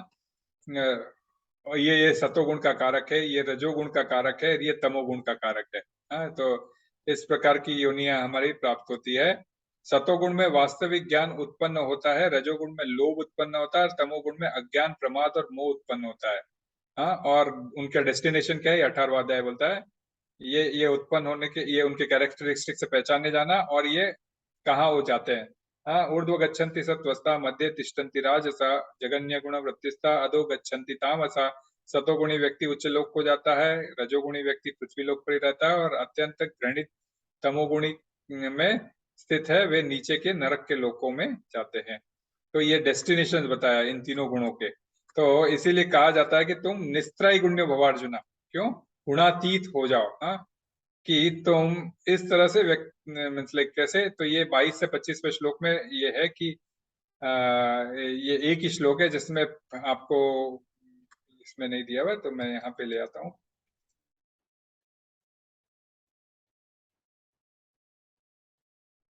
ये सारे भगवान कहते हैं, मतलब उसमें अर्जुन पूछता है उस समय, मतलब क्या, अर्जुन पूछता है कि भाई इतना सुनता है कि ये लोग यहाँ जाएंगे, वो लोग वहां जाएंगे, और ये लोग ऊपर नीचे आएंगे, तो अर्जुन पूछता है प्रश्न। अर्जुन ने पूछा, हे भगवान, जो इन तीनों गुणों से परे है वह किन लक्षणों द्वारा जाने जाते हैं, और उनका आचरण कैसे होता है, और वह प्रकृति के गुणों से किस प्रकार लांघता है। तो भगवान ये 4 श्लोक बोलते हैं इस तरह से कि प्रकाशम तु प्रवृत्तिम च मोहमेन पांडव न द्वेष्टि संप्रति न निवृत्तानि कांक्षति उदासीनो उदासीनो गुणेर्यो न विचाल्यते। अर्थात वे कहते हैं, पांडुपुत्र, जो प्रकाश, आसक्ति तथा मोह की उपस्थिति के होने पर भी उनसे घृणा करता है, और न लुप्त हो जाने पर उनकी इच्छा करता है, जो भौतिक गुणों की इस समस्त परिक्रियाओं में निश्चल तथा अविचलित रहता है, और यह जानकर कि केवल गुण ही क्रियाशील है, उदासीन तथा दिव्य बना रहता है, जो अपने जो अपने आप में स्थित रहता है और जो सुख तथा दुख का एक समान मानता है, जो मिट्टी के ढेले, पत्थर एवं स्वर्ण के टुकड़े को समान दृष्टि से देखता है, जो अनुकूल तथा प्रतिकूल समान बना रहता है, जो धीर है, जो प्रशंसा, बुराई, मान अपमान संभाव रखता है, जो शत्रु तथा मित्र के साथ समान व्यवहार करता है, और जिसने सारे भौतिक कार्यों को परित्याग कर दिया, ऐसा व्यक्ति प्रकृति के गुणों के अतीत होता है। तो प्रकृति के गुणों से पार जाना, अर्थात इतनी सब क्वालिटीज होना बहुत जरूरी है। और श्रीला प्रभुपाद ने बहुत ही अच्छा एक मतलब एक एग्जाम्पल दिया है फॉर तो इसीलिए जो से यहाँ पे मैंने मीनिंग दिया, प्रकाशन अभी किसी से द्वेष, अदम वित्वम, किसी से द्वेष न करना, न विचालते, कभी भी विचलित नहीं होना, समन रहना, ये क्वालिटीज जो मीन्स बार बार रिपीट होती है कि व्यक्ति गुणों के अंदर भी व्यक्ति को किस प्रकार, इस प्रकार तीनों प्रकृति के गुण बांधते हैं। तो इसीलिए कहा जाता है कि तुम तीनों गुणों से ऊपर उठो। एक्चुअली श्रीला प्रभुपाद ने एक बहुत अच्छा उदाहरण दिया कि भाई हमें ये कृष्णा कॉन्शियस सोसाइटी, श्रीला प्रभुपाद कहते मैंने बनाई क्यों? मैंने इसीलिए बनाई ताकि लोग सतोगुण में रह सके। तो क्या होता है, व्यक्ति कार्य जो करता है उसके मतलब अब यहाँ पे श्रीला प्रभुपाद ने एकदम उसका जो अपना मिशन था ना, वो इस श्लोक में बताया। 17वें श्लोक में प्रभुपाद क्या लिखते हैं, ये अभी की जो व्यवस्था है, चूंकि वर्तमान सभ्यता, हम इसको पढ़ने की कोशिश करते हैं, बहुत अच्छा है ये। चूंकि वर्तमान सभ्यता जीवों के लिए अधिक अनुकूल नहीं है, अतएव उनके लिए कृष्ण भावनामृत की संस्तुति की है, अर्थात कृष्णा कॉन्शियस की संस्तुति की है, क्योंकि आज की सभ्यता के लिए ये अनुकूल नहीं है। कृष्ण भावनामृत के माध्यम से समाज में सतोगुण विकसित होगा। सतोगुण विकसित हो जाने पर वस्तुओं का असली रूप देख सकते हैं, क्योंकि सतोगुण के विकसित होने पर पूरे शरीर के 9 द्वार खुल जाते हैं। तो 9 के 9 द्वार खुल जाते हैं तो ज्ञान पूरा होता है, और ज्ञान से व्यक्ति उस असली रूप को देख सकता है सामने वाले के। तमोगुण में रहने वाला व्यक्ति पशुतुल्य होता है और वे वस्तुओं को स्पष्ट रूप से नहीं देख पाता। उदाहरण, तमोगुण में रहने के कारण लोग यह नहीं जान पाते कि जिस पशु का वध करके जिस पशु का वध कर रहे हैं उसी के द्वारा वे अगले जन्म में मारे जाएंगे, है ना। तो श्रील प्रभुपाद बहुत अच्छा क्लियर लिखते हैं कि भी तुम सोच रहे हो कि भी मैं तो अपने स्वाद के लिए मुर्गी खा रहा हूँ, बकरी खा रहा हूँ, तुम ये मत सोचो। हाँ, कल को तुम बकरी बनोगे और वह जो बकरी बना है वो जब मनुष्य बनेगा वह तुम्हें भी इस प्रकार खाएगा। तो ये बहुत समझने वाली बात है कि किस प्रकार कर्म हमें बंधन में बांधते हैं। तो ये देख पाना बहुत मुश्किल हो जाता है, इसीलिए सत्वगुण में रहने का कोशिश करना चाहिए। और ये संस्था इसीलिए बनाई गई है, इसलिए संस्था का हमारा एक प्राइम मोटो है कि भी हमें नो मीट ईटिंग, नो इंटॉक्सिफिकेशन, है ना। तो यही कारण है, ये भागवतम में बहुत क्लियरली दिया है, श्लोक के थ्रू दिया है, इसमें भगवत गीता में ऐसे इस प्रकार एक्सप्लेन किया है। वास्तविक ज्ञान की शिक्षा न मिलने के कारण वे अनुत्तरदायी बन जाते हैं। इस उच्छृंखलता को रोकने के लिए जनता में सतोगुण उत्पन्न करने वाली शिक्षा देना आवश्यक है। सतोगुण में शिक्षित हो जाने पर वे गंभीर बनेंगे और वस्तुओं को उन्हीं रूप से वे जान पाए सकेंगे। तो तब लोग सुखी तथा संपन्न होंगे। भले ही अधिकांश लोग सुखी तथा समृद्ध न बन पाए, लेकिन यदि जनता का कुछ भी अंश कृष्णा भावना भावित विकसित कर लेता है और सतोगुणी बन जाता है, तो सारे विश्व में शांति तथा संपन्नता की संभावना बन जाती है। बहुत क्लियर भगवत गीता विश्व शांति का उपदेश देता है कि यदि तुम विदाउट फेल सतोगुण की ओर रहोगे तो कभी भी दूसरों का बुरा नहीं चाहोगे। सभी देश के व्यक्ति जब इस प्रकार सोचने लग जाते हैं तो ऑटोमेटिकली वह संपन्नता के प्रतीक हो जाते हैं, और कोई भी एक दूसरे से भेदभाव नहीं रखेगा, द्वेष नहीं रखेगा, मैत्री भाव रखेगा। नहीं तो यदि विश्व के लोग रजोगुण तथा तमोगुण में लगे रहेंगे तो शांति और संपन्नता नहीं रह पाएगी। रजोगुण में लोग लोभी बन जाते हैं और इंद्रिय भोग की लालसा की कोई सीमा नहीं होती है। कोई भी यह देख सकता है कि भले ही वह किसी के पास प्रचुर धन तथा इंद्रिय तृप्ति के ओ कृष्णा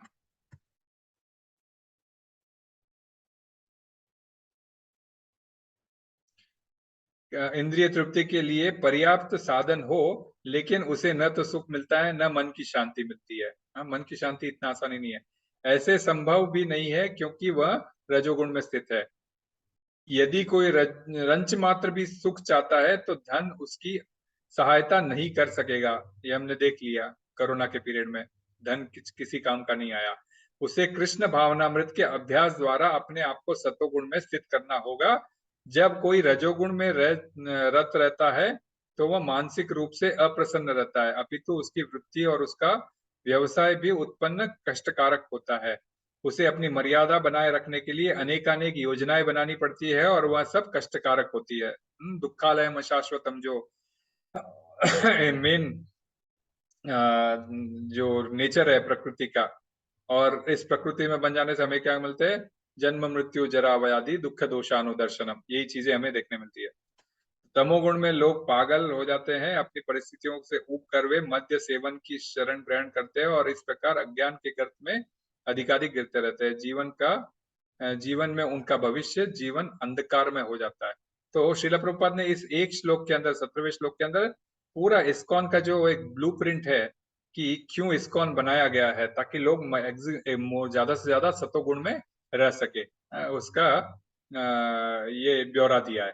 ओके, तो ये क्वालिटीज है, उस सत्व गुण में रहने के लिए क्वालिटीज दी गई है कि उसे धीर होना चाहिए, उसे तुल्य निंदा स्तुति करनी चाहिए, मीन्स प्रशंसा तथा बुराई में समान भाव देखना चाहिए, सम्मान तथा अपमान के प्रति समान भाव रखना चाहिए, मित्र शत्रु के प्रति समानता रखना चाहिए। हाँ, और जीवन में जो त्याग करने वाला होना चाहिए, त्याग यदि नहीं करेंगे तो हमें कभी भी वैराग्य उत्पन्न नहीं होगा, है ना। इसलिए त्याग करना होना चाहिए, चाहे थोड़ा पोर्शन भी करो अपने जीवन में, इसलिए एकादशी का व्रत वगैरह करना चाहिए। तो त्याग, परित्यागी होना चाहिए, तो त्याग बहुत जरूरी होता है। जब ऐसा कोई करता है तो कोई गुणों से परे किसी को देख सकता है। तो गुणों के लाइक ऐसा जो ज्ञान प्राप्त करता है वही इस गुणों के प्रति पार देख सकता है। जो हमारा लास्ट सेक्शन है, क्या क्या कहता है, माम चयो व्यभिचारेण भक्ति योगेन सेवते, ये इनफैक्ट लास्ट श्लोक है, 22 से 26वें श्लोक। तो 22वां श्लोक से 26वें श्लोक में हम थोड़ा यहाँ पे समझने की कोशिश करते हैं, क्योंकि वह अल्टीमेट रिजल्ट है। हाँ ठीक है, बराबर। ये पूरे 22वें, यही है ना, 22 से 25वें श्लोक में क्वालिटीज डिफाइन गई है।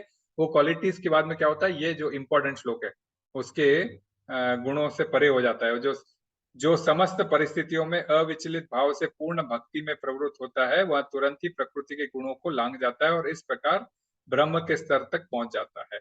तो जब तुम निस्त्रय गुण्य भोगे, माम चयो व्यभिचारेण, हाँ, जो समस्त परिस्थितियों में अविचलित भाव से पूर्ण रूप से माम, मेरा जो आचरण करता है, मेरी भक्ति करता है, भक्ति योगेन सेवते, जो मेरी भक्ति में लगा रहता है।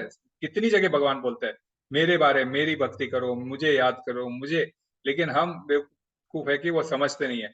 तो क्या होता है, सगुणान समतीत्येतान, तो तुम सारे गुणों को लांग सकते हो और ब्रह्म भूयाय कल्पते, ब्रह्म के स्तर पर पहुंच सकते हो, अर्थात ये 14 लोकों से बाहर निकल के ब्रह्म के स्टेज पर पहुंच सकते हो। ब्रह्म क्या है? मैंने कहा भगवान का प्रकाश, ब्रह्म परमात्मा और भगवान। तो यदि तुम ऐसा रह सकते हो तो तीनों गुणों से तुम परे जा सकते हो और एटलीस्ट ब्रह्म के स्टेज पर पहुंच सकते हो, जहाँ पे लोग कहते हैं ना आत्मा जाके परमात्मा से मिल जाएगी। ठीक है, एटलीस्ट तुम उस लेवल पे आ सकते हो, लेकिन आत्मा जाके परमात्मा से कभी मिल नहीं सकती, क्योंकि हमने कहा था भगवान विभू है और हम अणु है ना। तो ये हमारा मिल मिलाप हो नहीं सकता। हमारा क्वालिटीज एक है लेकिन वो बहुत बड़े, हम बहुत छोटे हैं। जैसे एक तोता, हरा रंग का तोता हरे पत्तों में जाके बैठ जाएगा तो तोता पत्ते नहीं हो जाएगा, तोता तोता ही रहेगा, पत्ते पत्ते ही रहेंगे। हम कभी एक नहीं हो सकते, लेकिन एटलीस्ट तुम उस लेवल पे पहुंच जाओगे तो भी बहुत तुम्हें समझ में आ जाएगा कि भगवान कौन है और मैं कौन हूं। और ब्रह्मणो ही प्रतिष्ठा हम मृतस्य अव्ययस्य च शाश्वतस्य धर्मस्य सुखस्कांति च, और मैं उस निराकार ब्रह्म का अक्षय आश्रय हूं। एटलीस्ट तुम ब्रह्म के रियलाइजेशन पे आ जाओगे तो मैं तुमसे कहना चाहता हूं, उस ब्रह्म का निराकार आश्रय मैं ही हूं, जो अमर्त्य अविनाशी तथा शाश्वत है, और चरम सुख का स्वाभाविक पद है। अर्थात ब्रह्म मुझसे ही आया है, भगवान यह कहकर इस गुणों की व्याख्या को यहाँ पे विराम देते हैं लास्ट श्लोक में। तो हम क्या समझते हैं इसमें? एक सेकेंड ना, एक सेकेंड।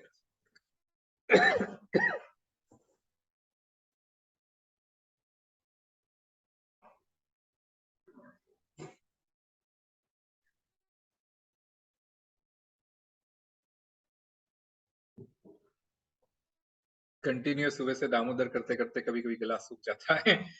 तो अदृश्य हमें जो बेड़ियां है ये हमारे 3 गुण है, और वो गुणों का प्रभाव कैसे रहता है ये हमने 14 से 18 में देखा, और उनसे स्वतंत्रता कैसे प्राप्त की जा सकती है, केवल और केवल भगवान की भक्ति द्वारा ही संभव हो सकता है। तो आपको समझना चाहिए, जैसे 3 व्यक्ति होते हैं, एक काम करते हैं, सपोज टोपी पहनाने का, अर्थात टोपी बेचने का काम करते हैं। तो यदि कोई टोपी बेचने का काम कर रहा है तो सतोगुणी व्यक्ति टोपी बेचने जाता है, जंगल से होके जाना पड़ता है और दूसरे गांव जा जाके बेचता है। तो एक बार वो जंगल में एक पेड़ के नीचे सो जाता है। तो फिर उठता है तो देखता है कि सारे के सारे बंदर उसकी टोपी ले गए। सेम रजोगुण व्यक्ति के साथ में भी होता है और तमोगुण व्यक्ति के साथ में होता है, बंदर पूरे टोपी ले जाते हैं। तो अब ये तीनों व्यक्ति उन गुणों में रहेंगे तो कैसे बर्ताव करेंगे? तो तमोगुणी व्यक्ति जाएगा, बोलेगा हाय ले मेरा तो नुकसान ही हो गया, ये बंदर सारे टोपियां उठा के ले गए, अब मेरा तो किसी काम का ही नहीं है, मेरा तो जीवन बर्बाद हो गया। ऐसा करके वहां घर जाके दारू पी के सो जाएगा, है ना। तमोगुणी व्यक्ति और क्या करेगा, ये भी बंदर ले गया, मैं क्या करूं, नुकसान हो गया मेरा, उस नुकसान को भरपाई करने के लिए खूब दारू पीऊंगा और आराम से सो जाऊंगा ताकि मैं शायद नुकसान को भूल जाऊं।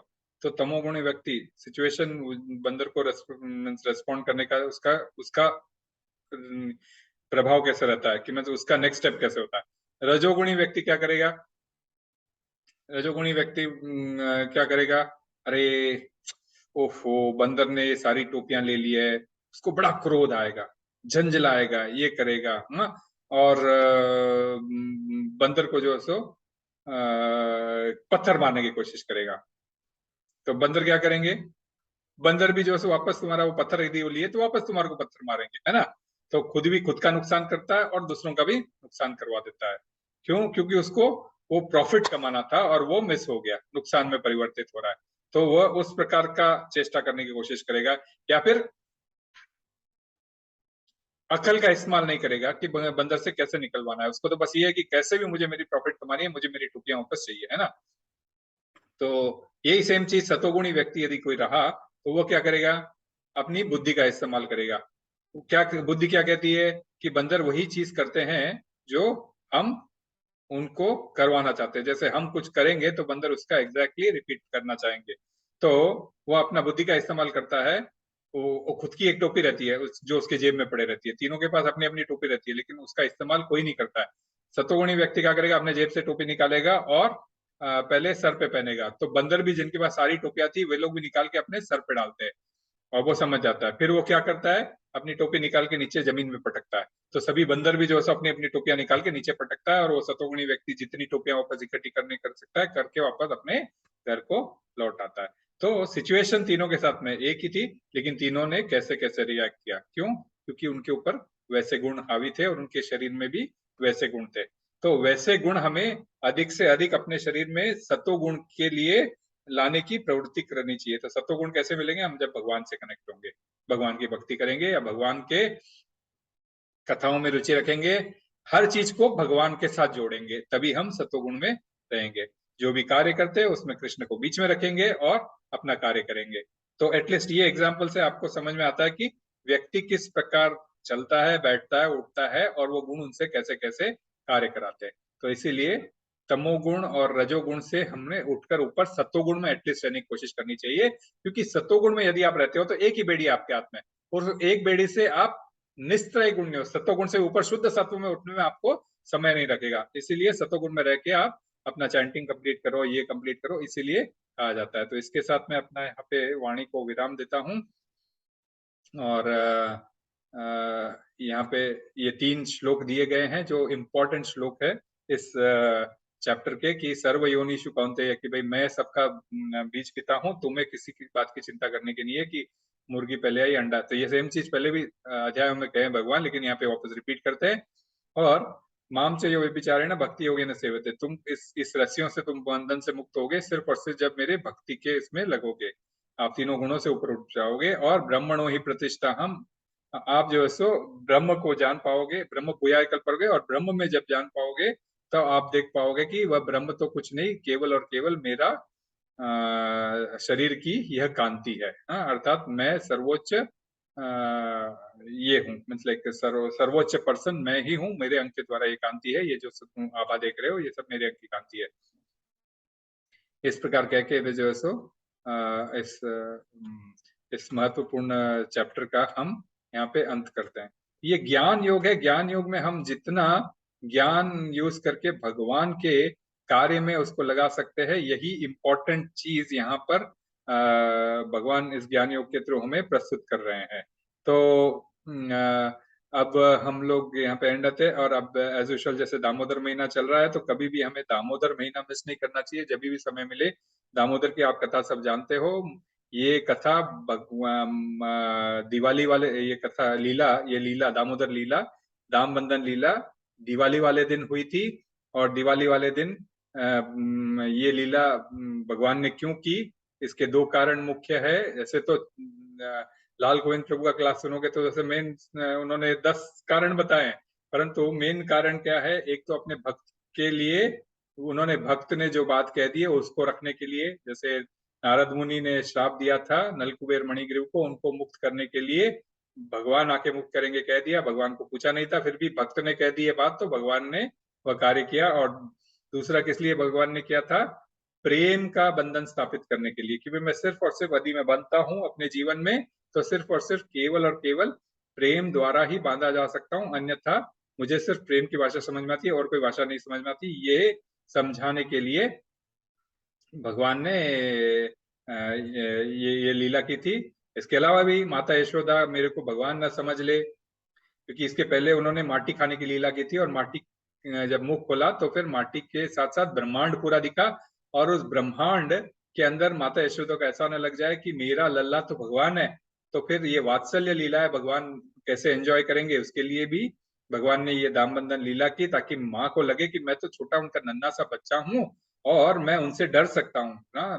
माता यशोदा के सामने खूब रोते हैं कि छड़ी से जैसे डर गए वैसा दिखाते हैं। तो ये सारी चीजें भगवान अपने अपने ऐश्वर्य करके वात्सल्य लीलाओं का भरपूर आनंद देते हैं अपने भक्तों को।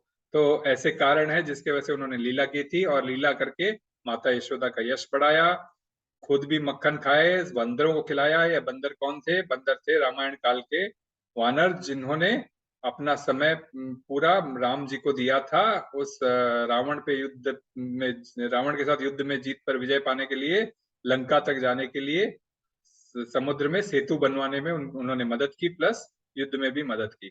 तो ऐसे राधा दामोदर का हम आरती करके हम दामोदर का कथा को भी यहाँ अंजाम देते हैं।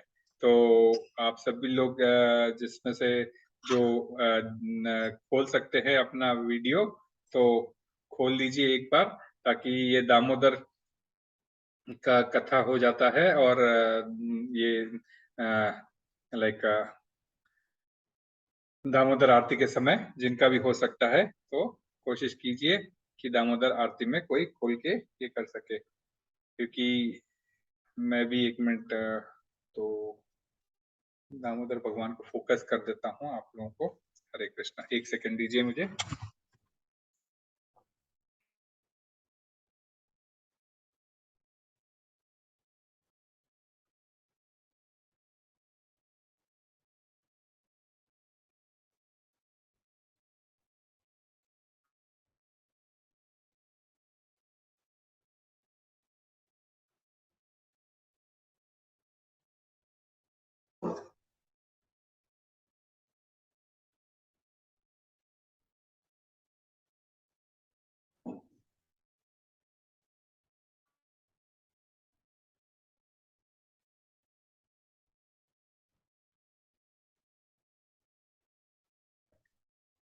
हरी हरी, हरे कृष्णा। बहुत सुंदर माता जी, बहुत सुंदर।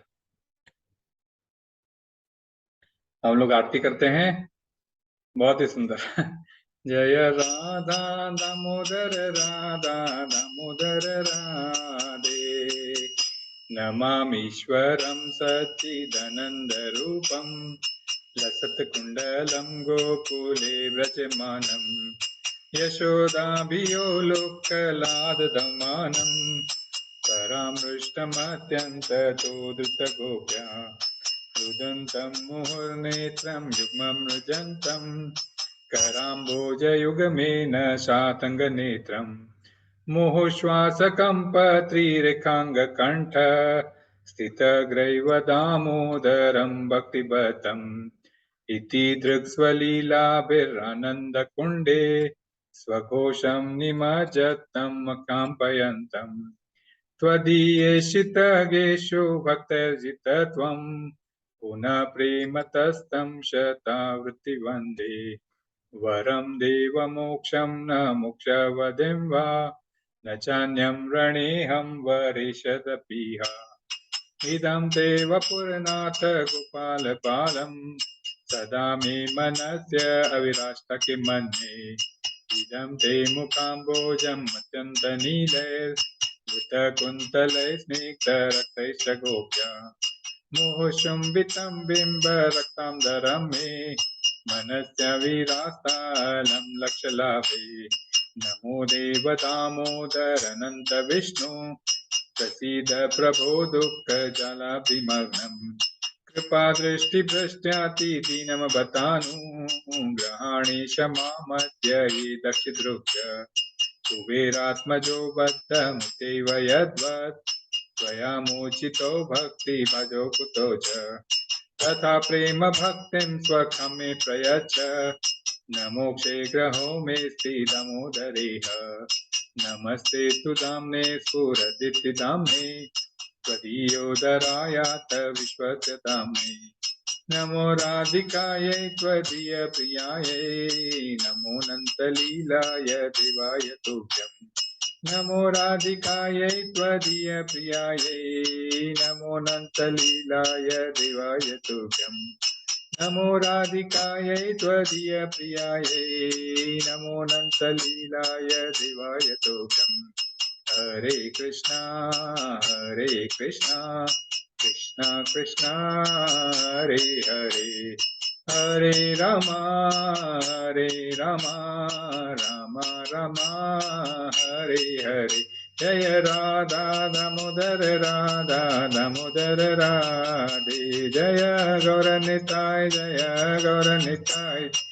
गौरनिताय जय गौरनिताय जय प्रभुपदा जय प्रभुपदा शिल प्रभुपदा निताय गौर हरि बोल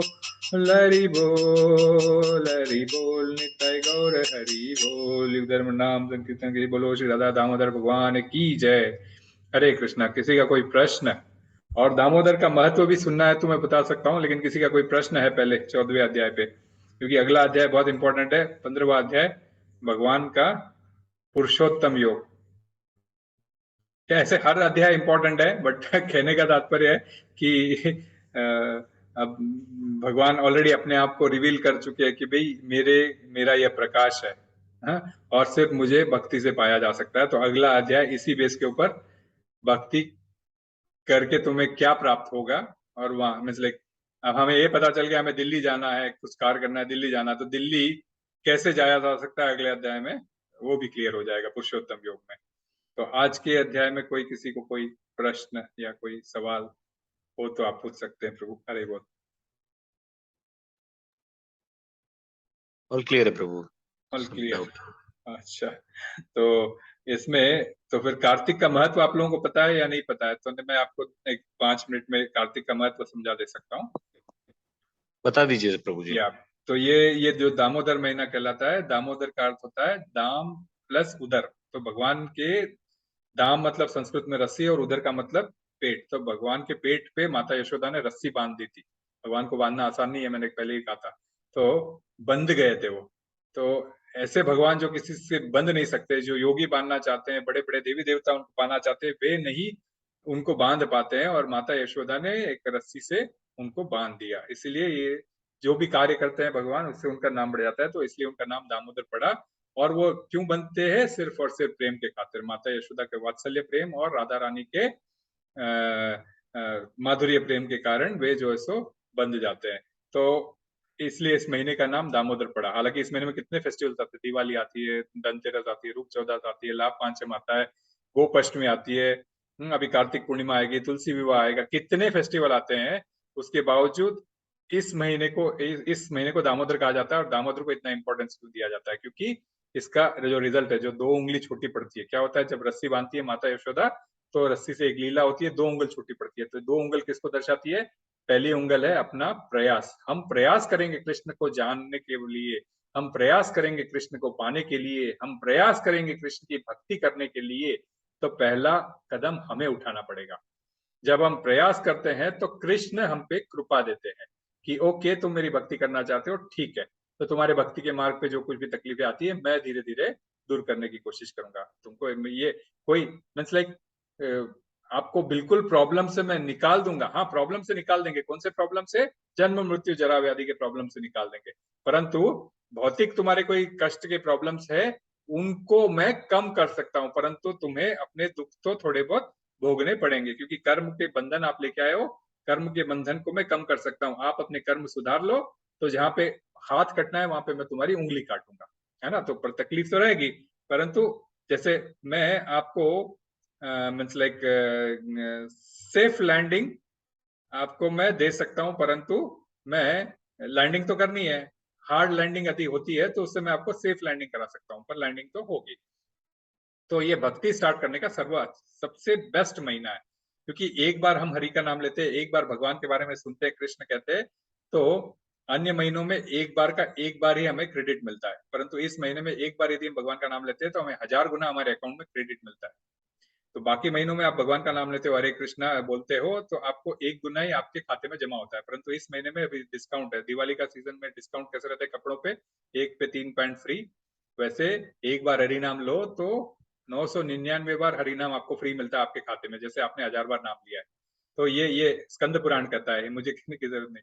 और तुलसी महारानी का महत्व, तुलसी महारानी को भक्ति प्रदायिनी कहा जाता है। क्यों?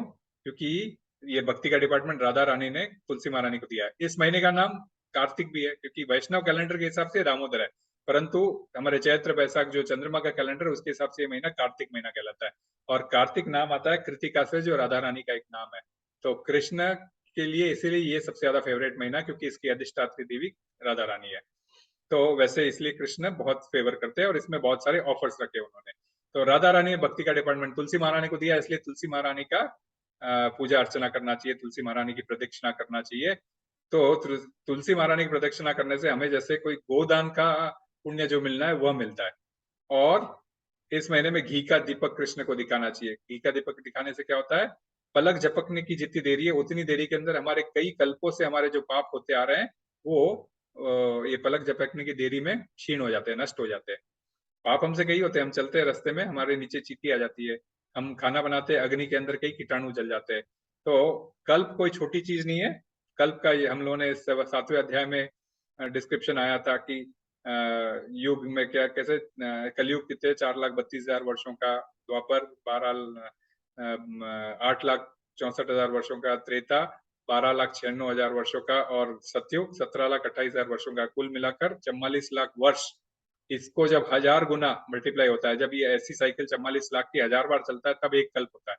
तो इतने कल्पों में हमारे कई जन्म हो चुके, जाने अनजाने हमसे कई पाप हुए, मात्र घी का एक दीपक दिखाने से कई पाप भस्म हो जाते हैं। इसका मतलब ये नहीं कि हम पाप नहीं करते, हमसे चलते फिरते पाप होते रहता है, इसलिए एवरी ईयर इसको रिन्यू कर लेना चाहिए कार्तिक महीने में कृष्ण को दीपक दिखा के, है।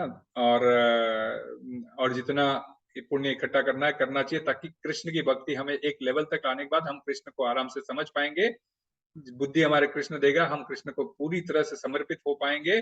और जब समर्पित हो जाएंगे कृष्ण को, तो ऑटोमेटिकली फिर गुरु के हाथ में, कृष्ण के हाथ में हमारी नैया आगे कैसे चलनी है। तो समर्पित होना बहुत जरूरी है कृष्ण को। तो ये प्रोसेस है। तो इस महीने में आप करते हो तो एकदम 1000 गुना मिलता है ना, जैसे एकदम एनर्जी लेवल आपकी बढ़ जाती है। आप कोई भी चीज नेचुरली ना, आपको जैसे इस महीने में लॉटरी लग जाए तो आप कितना खुश हो जाओगे, वैसा।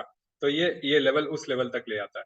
फिर सवेरे 4 बजे उठ के स्नान करना चाहिए। क्यों? क्योंकि ये शास्त्रों में डिस्काउंट दिया हुआ है। यदि आप इस समय गंगा यमुना वगैरह जाके स्नान करना चाहिए, नदियों में, पवित्र नदियों में, आप नहीं कर पाते हो, इसीलिए इस महीने में ये व्रत दिया गया है कि यदि आप 4 बजे ब्रह्म मुहूर्त में उठ के आप स्नान करते हो और भगवान को घी का दीपक जलाते हो, तो आपने जैसे सारे नदियों में स्नान कर लिया, उसका पुण्य आपको इस महीने में इसलिए मिल जाता है। इसीलिए लोग जो है सो कार्तिक महीने में जितना हो सके सवेरे उठते हैं, भगवान का दीपक जलाते हैं और तुलसी की परिक्रमा करते हैं विदाउट फेल। तो इससे ऑटोमेटिकली क्या होता है कि ये रिजुविनेशन बने रहता है, साल भर तक हमें वापस कार्तिक आने का इंतजार बना रहता है कि कृष्ण को मैं कैसे ज्यादा प्रसन्न करूं। और कार्तिक महीना है, कृष्ण अति ज्यादा प्रसन्न होते हैं उनका अधिक से अधिक नाम लेने पर। और नाम में ही फायदा है, क्योंकि जैसे ही हम कृष्ण का नाम लेते हैं हमें उनका रूप, उनका गुण, उनकी लीला सब समझ में आती है। जैसे हमने बोला राधा दामोदर, दामोदर बोलते हमारे नाम लिया हमने खाली, राधा दामोदर। राधा दामोदर का नाम लेते क्या हुआ, हमें वह चित्र सामने आ गया जिसमें भगवान रस्सी के द्वारा बंधे हुए है ना, ये चित्र सामने आ गया। और चित्र के साथ साथ क्या हुआ, उनकी लीला याद आ गई, दाम बंधन की लीला की मैया यशोदा ने दिवाली के दिन ये मक्खन बनाना चाहा और भगवान ने कैसे मक्खन चुरा लिया, बंदरों को खिलाया और फिर खुद उखल से बंध गया। और उखल से बंध के उस उखल को लेके नल कुबेर और मणिग्रीव को, जो वृक्ष योनि में बंद थे, नारद मुनि ने उनको श्राप दिया था, उनको फिर कैसे फ्री किया, है ना। तो ये लीला की याद आ जाती है। और लीला की याद आते थे, उनका गुण याद आ जाता है कि भाई कैसे भगवान ने बंधन, प्रेम बंधन में बंध के, प्रेम बंधन के चक्कर में सबको मीन्स लाइक जिसको हम मान नहीं पाते प्रेम से बन जाते, तो उनका गुण हमारे सामने आ जाता है। खाली हमने नाम लिया, उस नाम लेने के मात्र से ये सारी चीजें हमको ऑटोमेटिकली सामने आ जाती है। और इसमें उनके भक्त यशोदा मैया, गोपियां सब उलावने देती थी और सब देखती है, एक एक लाके रस्सी से मदद करती है इनको बांधने के लिए, फिर भी 2 उंगल छोटी पड़ती है। तो ये उनके सारे ब्रजवासी परिकर भी सामने आते हैं, अर्थात उनका एसोसिएशन भी उनका हमारे सामने आ जाता है। हाँ, तो एक नाम लेने मात्र से आपको इतने फायदे हो जाते हैं, इसलिए अधिक से अधिक नाम लेना चाहिए इस महीने में। और सवेरे मैंने बोल ही दिया ऑलरेडी कि इसमें हमें वो उसका भी पुण्य फल मिलता है। और ये दीपक दान देने से कार्तिक पूर्णिमा तक ये दिखाते हैं, तो हमारे पितर भी टल जाते हैं, तर जाते हैं। क्यों पितर, मैंने कहा था जब श्राद्ध का पक्ष आता है तब वे खाने के लिए आते हैं, उस समय उनका खाने का ब्रेक होता है। पितृपक्ष में 1 साल, हमारा जो 1 साल की अवधि है, पितृपक्ष में 1 दिन है वो। तो पितृपक्ष 1 दिन में जो भी उनको उनको यदि ताड़ना मिल रही है, जो भी मिल रही है, वो होने के बाद में वह रेस्ट करने आते हैं, तब उनको भूख लगती है, तब पितृपक्ष आता है हमारा। और हम उनको पितरों को खाना देते हैं, उसके बाद में वे कुछ विश्राम करते हैं। विश्राम करने के बाद ये कार्तिक पूर्णिमा के साथ साथ वे वापस कार्य पे निकलते हैं। तो ये वो वापस बोलते पितृलोक थोड़ा दूर होना शुरू हो जाता है धरती से, चंद्रमा थोड़ा दूर होना शुरू हो जाता है। अभी चंद्रमा के धरती के बहुत पास रहता है, तो ये दूर होना शुरू करते हैं। तो हमारे ये दीपक दिखाना, हमारी ये फुलझड़ियां उनको दिखाना, हमारी ये जो मीन्स लाइक अनार जला के हम उनको रोशनी दिखाते हैं, इनसे उनको रास्ते में राह मिलती है और मीन्स लाइक राह दिखती है, और उनको जो है सो मार्ग में कठिनाई नहीं आती, और वे भी जो है सो तर जाते हैं जब हम इस प्रकार से भक्ति करते हैं भगवान की। इसलिए दिवाली में आप देखते हो ना, ये पटाखे उड़ाना, फुलझड़ियां उड़ाना, ये कोई शौक मौज के लिए नहीं है हमारे, ये जो है सो हमारी संस्कृति है। और वेदों में इसका बिल्कुल वर्णन है कि ऐसा करने से पितृ भी तर जाते हैं। अब कोई वेदों पे नहीं भरोसा करता है, तब ये जाके हमारी सारी गड़बड़ होती है। और यदि आप कार्तिक पूरा महीना नहीं कर सके, तो उसके अंदर फिर से एक special discount offer of the day रहता है ना कभी कभी। तो ये सारे मॉल वाले ऐसे ही नहीं ये ऑफर्स निकालते, ये सारे वेदों से ही निकले हुए चीजें। हाँ, तो शास्त्रों में इसका डिस्काउंट महीना दिया हुआ है, डिस्काउंट का ये ऑफर दिया हुआ है, सब कुछ दिया हुआ है। तो वैसे ही ऑफर ऑफ द डे, तो ये क्या होता है, सारा महीना आप स्नान नहीं कर पाए कोई बात नहीं, आखिरी के 5 दिन आप कर सकते हो, एकादशी से लेकर पूर्णिमा तक। कार्तिक एकादशी जैसे तुलसी विवाह, देव उठनी एकादशी हम बोलते हैं ना, जिसको देव जाग गए है ना, जागने वाली एकादशी से पूर्णिमा तक वो करते हो, तो एज गुड एज कि आपने पूरा महीना कर लिया है। उसके अंदर ये ऑफर ऑफ द डे है ना, कि भाई आधे घंटे में जो आपको सल्टाना है सल्टा लो, और ये तुम्हारा सब कुछ, ऐसे ऑफर आते हैं ना वैसा। तो आप 5 दिन में सब कुछ कर सकते हो, तो पूरा महीने का क्रेडिट आप ले जाओ, भगवान इतने दयालु है। तो और कोई लोग जो है तप करते हैं, तपस्या करना चाहिए ना, तो तपस्या कोई लोग एक टाइम खाते हैं, कोई स्वीट छोड़ते हैं, कोई कुछ छोड़ते हैं, जो आपकी इच्छा स्वेच्छा आपके हेल्थ जैसे परमिट करती है वैसा कर सकते हो, एकादशी कर सकते हो, मीन्स लाइक इस प्रकार का तप कर सकते हो, दान कर सकते हो, पुण्य कर सकते हो। ये सब करने से क्या होगा, थोड़ा सा भी एंडेवर आप करते हो तो ये इसका फल कभी भी क्षीण नहीं होता। स्वल्पम अप्यस्य धर्म से त्रायते महतो गया, 10वें अध्याय में कहते हैं भगवान। थोड़ा भी आप कृष्ण के लिए प्रयास करते हो, प्रयत्न करते हो, उनकी सेवा करते हो, कृष्ण कभी भूलते नहीं। रामायण काल में वानरों ने उनकी मदद की थी, उस समय वे उनको कुछ खिला नहीं पाए क्योंकि मनुष्य शरीर में थे, मनुष्य योनि में, मीन्स लाइक मनुष्य लेवल पर आए थे, कहीं पर भी दिखाया नहीं मैं भगवान हूँ। उन वानरों को उन्होंने अपने हाथों से मक्खन खिलाया, जो जो ओमेगा 5 कंटेंट होता है, सबसे पौष्टिक चीज है मक्खन। तो अपने हाथों से वानरों को मक्खन खिलाया, और अपना वह ऋण जो त्रेता युग में उन्होंने ऋणी हो गए थे वानरों के, उस ऋण को चुकाया। तो हम सोचते हैं कि भगवान को हम कुछ दान देते हैं, पुण्य देते हैं, या उनके लिए आरती करते हैं, फल चढ़ाते हैं, फूल चढ़ाते हैं, भगवान को कोई जरूरत नहीं है। परंतु ये उन्हीं का है, इसलिए उनको हम अर्पण करते हैं और प्रेम से करते हैं। पहले भगवान आप खाओ, क्योंकि आपके वजह से हमें ये सब मिला है। जब हम प्रेम से अर्पण करते हैं तो भगवान प्रसन्न होते हैं। पत्रम पुष्पम फलम तोयम हमने चढ़ा था, तो ये पढ़ा था। तो ये प्रेम से जब अर्पित करते हैं तो भगवान बड़े प्रसन्न होते हैं, और जैसे ही प्रसन्न होते हैं तो उनकी कृपा दृष्टि हम पे अवश्य मिलती है। इसीलिए जो है इस कार्तिक महीने का इम्पोर्टेंस भी है। तो इस प्रकार कह के मैं अपने वाणी को विराम देता हूँ। प्रभु जी और माता जी एवं हर्षा माता जी, दिनेश जी, आप सभी को दामोदर महीने में आप हमसे जुड़ने के लिए, हम इसमें भगवत गीता कम, दामोदर कथा दोनों कर ले रहे हैं। एटलीस्ट गुरु महाराज की आज्ञा है, जितना हो सके दामोदर कथा करते रहो। तो जैसे आप लोग जुड़े हो उसके हिसाब से मैं कथा भी करे जा रहा हूँ। श्रीला प्रभुपाद की जय, गुरुदेव महाराज की जय। हरे कृष्णा। तो समझ में आ गया प्रभु कार्तिक का महत्व? जी प्रभु, समझ में आ गया, क्लियर। ठीक है। अब मतलब ये कहने का मतलब सनातन जो संस्कृति हम भूलते आए हैं उसी को वापस रेज्यूनेट करने का तरीका है। और सत्यव्रत मुनि ने कहा है कि इसको खूब बड़ा चढ़ा के बताया है ताकि आप इसका घर घर जाके प्रचार करो। तो इसीलिए जो है ये हर घर जा जाके हम दामोदर करते हैं। अब फिजिकली हम बहरीन में रहते हैं तो हर एक के घर जा रहे हैं, और यदि कोई घर नहीं आ पा रहा है तो उनको ऑनलाइन में कर रहे हैं। क्योंकि आप लोग हर हफ्ते जुड़ते हो तो मैंने बोला ये दामोदर कथा आप लोगों के लिए भी हो जाए। हरे कृष्णा। हरे कृष्ण प्रभु जी। हरे बोल, प्रभु हरे जी, बोल। एक पता नहीं क्वेश्चन मेरा कैसा है, लॉजिकल है इलॉजिकल है, हम्म, बट एक क्वेश्चन अभी मेरे दिमाग में जस्ट एक क्रिएट हुआ कि अभी हम भगवत गीता स्टार्टिंग से पढ़ रहे हैं, तो उसमें सारा इंद्रियों का कंट्रोल, फिर उसके बाद स्टेप बाय स्टेप भगवान के स्वरूप के बारे में पता चला, फिर भगवान ने क्या क्रिएट किया है, अभी जैसे अभी 3 गुण के बारे में बताया, फिर हमको कैसे जीना चाहिए उसके प्रिंसिपल्स के बारे में बता रहे हैं, हमारी जन्म, हमारा आत्मा शरीर क्यों बना, ये सब एक्सप्लेनेशन है। हम्म, बट फिर विष्णु भगवान श्वास लेते हैं तो ब्रह्मांड बनते हैं। हम्म। लेकिन प्रभु जी, ये मुझे समझना है कि ऐसा एग्जैक्टली हुआ क्यों, ये सृष्टि बनी क्यों? हाँ, बहुत इंपॉर्टेंट प्रश्न है प्रभु, बहुत इंपॉर्टेंट प्रश्न है। यही यही हम लोग कभी, आप एक सिंपल सा एग्जांपल देता हूँ आपको। जैसे एक मतलब क्यों ना, अब ये आप जैसे कहीं रास्ते पे आप जा रहे हो, और आप जा रहे हो और आपको खोमचे वाला दिख गया और बोले पानी पूरी खानी है, आपका मन हो गया पानी पूरी खाने। हाँ, तो हम पानी पूरी खाने के लिए निकल गए। ओके, तो ऐसा ही कुछ हमारे साथ हुआ था। हम सब भगवान के अंश थे। ओके, भोक्तारम यज्ञ तपसम सर्वलोक महेश्वरम। तो सर्व भोक्ता स्वयं कृष्ण है ना। छठवें अध्याय में उन्होंने कहा था। तो परम भोक्ता मैं हूं, तुम पूरा भोग भी नहीं सकते, तुम्हारे तो इंद्रियां भी अपूर्ण है। तो जब भोक्ता कृष्ण है तो हम उनको देखते हैं कि सब कुछ उन्हीं की सेवा हो रही है।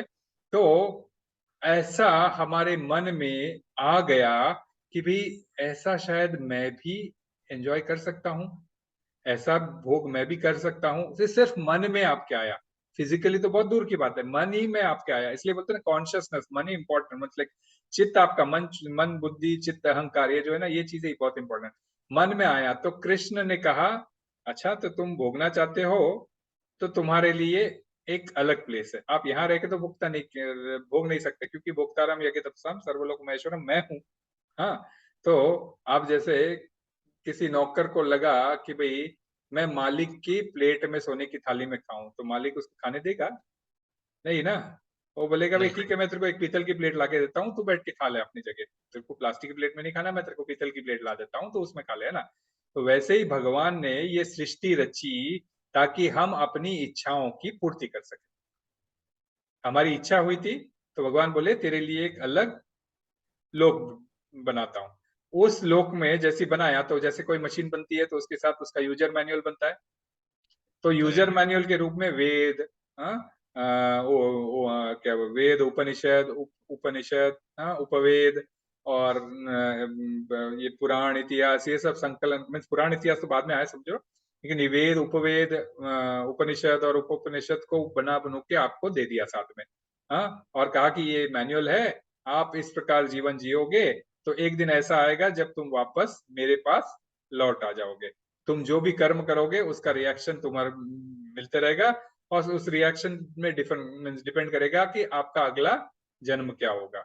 तो ये जो यूजर मैनुअल अपने को दे दिया गया, तो उस यूजर मैनुअल को हम जब यूज करते हैं तो सही से चलाना आना चाहिए। तुम जैसे वॉशिंग मशीन चलाना नहीं आता है तो हम यूजर मैनुअल पढ़ के वॉशिंग मशीन चलाना सीखते हैं, तो वैसे ही हमें अपना जीवन जो हमें यहाँ आया है, तो अपनी भोग इच्छाएं पूरी करने के लिए, भोग इच्छाएं कितनी पूरी करेंगे, पूरी करते करते हम थक भी जाए तो भी कभी हम सेटिस्फाइड नहीं हो पाएंगे। इसीलिए भगवान कहते हैं कि भी कर लो, लेकिन तुम ये भूलो मत कि तुम मेरे अंश हो और तुम मुझसे बिछड़ गए हो।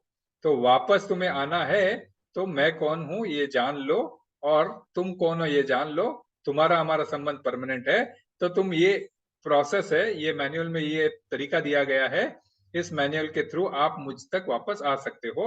एक बात की मैं और गारंटी देता हूं कि यदि तुम इस प्रकार मेरे पास आओगे तो फिर वापस तुम उस धरती पर जाओगे नहीं। भगवद गीता ये कहती है कि एक बार हम वापस लौट जाएं फिर वापस इस धरती पर आएंगे नहीं। क्यों? क्योंकि कितने कल्पों से हम यहीं पड़े हैं। ब्रह्मा जी का जन्म हुआ जब से, हम जीव जो इसमें डाल दिए गए हैं, इस ब्रह्मांड के अंदर, हम इसी ब्रह्मांड भ्रमित कोना भाग, तो ऐसा घूमते भ्रमण कर ही रहे हैं। कब तक कब तक घूमते रहेंगे? कब तक? जब तक कोई हमको गुरु का साथ या कृष्ण का साथ न मिले। ब्रह्मांड भ्रमित कोना भाग्यवान जीव। कौन भाग्यवान हो सकता है इसमें से फ्री होने के लिए? गुरु कृष्ण प्रसाद पाए भक्ति लता बीज। जो गुरु और कृष्ण का प्रसाद पाता है और भक्ति लता का बीज अपने इसमें उगाता है, तो गुरु भक्ति लता का बीज देता है, कृष्ण से मिलाता है और सिंचन करता है। हम उस भक्ति के लता को सिंचन करते करते इतनी बड़ी करेंगे कि ये 14 लोकों को पार करके सीधा वापस वैकुंठ में घुसने की ये ताकत रख सकती है। वैसे बहुत कोमल है, क्योंकि कोई भी इसको जड़ से उखाड़ सकता है एक झटके से। तो इसीलिए एसोसिएशन बहुत इंपॉर्टेंट है। गलत एसोसिएशन में ये एक सेकंड में उठ जा सकती है, और टूट गई है लता तो फिर सूख जाती है, तो भक्ति हमारी छूट जाती है। इसलिए एसोसिएशन का संग करेंगे तो ये हमारी भक्ति का सिंचन होते रहेगा, और हम जो है सो भगवत धाम जाने के लिए एलिजिबल हो जाएंगे। तो ये प्रोसेस है प्रभु। जैसे हमें खाने का वो खाने का पानी पूरी खाने का मन हुआ, और हम जो है सो पानी पूरी खाने चले गए। एक और राधानाथ स्वामी बताते हैं, जैसे ये ब्रह्म, पता है ना, हम लोग सारे थे ब्रह्म, मतलब हम लोग वैकुंठ में थे, ब्रह्म तक हम लोग। ब्रह्म क्या है? किनारा है, जैसे समुद्र का किनारा होता है ना, वैसा। और हम ब्रह्म के बाद में विरजा नदी, कारण समुद्र को भी देख रहे थे, कारण समुद्र जिसमें कारणोदक विष्णु है। तो हमारा मन, हम लोग देख रहे थे यहाँ कृष्ण एंजॉय कर रहे हैं और यहाँ पे समुद्र है। समुद्र में हमारे को गोता खाने का मन हुआ, और हम समुद्र में गोता खाने के लिए कूद पड़े। और वह समुद्र में गोता कैसे है? कारणोदक्षय जल है। कारणोदक्षय जल के अंदर महाविष्णु का प्रागट्य होता है, महाविष्णु से ये सारे ब्रह्मांड उत्पन्न होते हैं। तो उस गोते खाने के चक्कर में हम ब्रह्मांड के अंदर प्रविष्ट हुए और ब्रह्मांड के चक्कर काट रहे हैं। अच्छे कर्म कर रहे हैं, ऊपर के लोकों में जाके भोग कर रहे हैं, गलत कर्म कर रहे हैं, नीचे के लोकों में जाके भुगत रहे हैं। जैसी कर्म खत्म हो गए, क्रेडिट कार्ड बैलेंसेस खत्म हो गया, डेबिट क्रेडिट दोनों का, वापस हम धरती पे आ जाते हैं, और हमारा स्वभाव बन जाता है बार बार हम वही कर्म करते हैं, करते हैं, करते हैं, करते हैं, और ऊपर नीचे जाते रहते थे। कब तक? अततो ब्रह्म जिज्ञासा। जब तक मैं जिज्ञासा न करूं कि मैं कौन हूं, इस धरती पे क्यों आया हूं। और जब हम ये प्रश्न करना शुरू करते हैं तो ऑटोमेटिकली हमारा भक्ति का प्रोसेस शुरू होता है, और भक्ति का प्रोसेस शुरू हो जाता है तभी जो है सो हमारा ये इस भगवान से कनेक्ट होने का रास्ता हमारे लिए खुल जाता है। तो ये प्रोसेस है वो, इसलिए हम लोग हैं। अभी मेरे पास यहाँ पे ऊपर गुरु महाराज का एक कोट है, इसमें भी यही है कि व्हेन यू थैंक, कि when you think that you know how great Krishna is, that he has given us so many things, तभी से हमारी भक्ति शुरुआत हो जाती है। तो when you thank, when you think, कितना भी गलत परिस्थिति क्यों ना हो, फिर भी उस परिस्थिति से निकालने के लिए आप जब कृष्ण को गुहार लगाते हो, तब आपकी भक्ति ऑटोमेटिकली शुरू हो जाती है। तो वो बहुत कम लोग होते हैं जो मीन्स, लेकिन वो इतना जानने के बावजूद भी कनेक्ट होते हैं कृष्ण से, और कॉन्शियसली 14 अध्याय, अब ज्यादा नहीं बचे हैं, 4 ही अध्याय बचे हैं, 4 ही अध्याय बचे हैं। उसमें से 15वां अध्याय, 16वां अध्याय छोटे ही अध्याय है, लेकिन बहुत गूढ़ अध्याय है। और 18वां अध्याय थोड़ा बड़ा है, जो वापस इन सारी चीजों का एक समरी रिकैप होता है। जैसे हम लोग इसलिए रिकैप करते हैं ना कि आज हमने क्या सीखा, जैसे एंड वाली स्लाइड हमारी बताती है, वैसा टाइप है 18वां अध्याय। तो फिर भी कुछ कॉन्सेप्ट है उसके अंदर, पूरा रिकैप भी है। तो इस प्रकार आप कॉन्शियसली सुन रहे हो प्रभु, तो ऑटोमेटिकली आप लोगों की भक्ति के ऊपर बहुत फर्क पड़ता है। तो व्यक्ति एक बार ये पूरा भगवत गीता समझ लेता है तो उसके बाद 10 बार सोचता है कि वाकई में ये जो मैं कर रहा हूँ सही है या नहीं है। तो उसका असली सोचने की क्षमता तो होती है, और वही उसको आगे चल के, इस जन्म में ना हुआ तो भी क्या हुआ, अगले जन्म में डेफिनेटली उसने जहाँ भक्ति छोड़ी है वहां से आगे बढ़ता है। तो इसीलिए ये इन चीजों का फायदा उठाना चाहिए। कैसे दामोदर मास का, धनुर्मास का, या फिर अधिक मास का। अगले साल आएगा शायद अधिक मास, मेरे को याद देखना पड़ेगा पंचांग, बट अगले साल शायद अधिक मास आ सकता है। तो उन 30 दिनों में भी बहुत 15वें अध्याय की चैप्टर का रिसाइटेशन और भगवान का नाम जितना हो सके लो, यही सब चीजें होती है उसमें भी। तो भगवान कृष्ण से कनेक्टेड में एकदम नाम ही है, और नाम लेने मात्र से हमको बाकी सब चीजें मिल जाती है ऑटोमेटिकली। इस कलयुग का इसलिए वही धर्म दिया गया है। हम लीला याद नहीं रख सकते, भगवान के बारे में कुछ बता नहीं सकते, हमें कोई क्षमता नहीं है सब चीजों को जानो, सिर्फ हम भगवान का नाम ले सकते हैं। नाम लो तो ये सारे चीजें ऑटोमेटिकली उस नाम में ही भगवान ने शामिल करके दे दिया है हमें। नाम नाम अकारी बहुधा निज सर्वशक्ति, उस नाम के अंदर भगवान ने सारी शक्ति भर दी है। तत्रार्पिता नियमिता स्मरणेन काला, कोई काल नहीं है, कोई टाइम नहीं है उसको नाम को लेने के लिए। बाथरूम में भी आप भगवान का नाम ले सकते हो। यदि कोई आपको बोलेंगे कि भगवत गीता को बाथरूम में लेके जाओ, तो आप 10 बार सोचोगे, लेके नहीं जा सकते हम, है ना। परंतु नाम, स्नान करते करते हर हर गंगे हरे कृष्णा बोल सकते हो, है ना। पानी इतना ठंडा है, हरे कृष्णा, हो गया भगवान का नाम। तो भगवान का नाम ही इतना है क्योंकि भगवान ने अपने उस नाम में इतनी शक्ति भर दी है। तो इसलिए भगवान का नाम और भगवान में कोई अंतर नहीं है, इसीलिए कहते हैं। तो आज आपको वो कॉन्सेप्ट क्लियर हो गया होगा, भगवान के नाम में क्या क्या इंक्लूडेड है, क्यों नाम लो कहा बिल्कुल जाता है। बिल्कुल प्रभु जी, बिल्कुल क्लियर हो हरे गया। हरे कृष्णा। हरे कृष्ण। ठीक है, ओके प्रभु। तो फिर अभी समय हो गया है, 5 बज गए, मुझे 6 बजे एक और दामोदर है। थोड़ी बहुत तैयारी करता हूँ, मैं सुबह से बोल ही रहा हूँ। हरे कृष्णा, दंडवत प्रणाम। इस हरे कृष्ण, प्रोग्राम धन्यवाद को प्रणाम प्रभु। प्रोग्राम को मैं यहाँ समाप्त करता हूँ। श्रीला प्रभुपाद की जय, गुरुदेव महाराज की जय।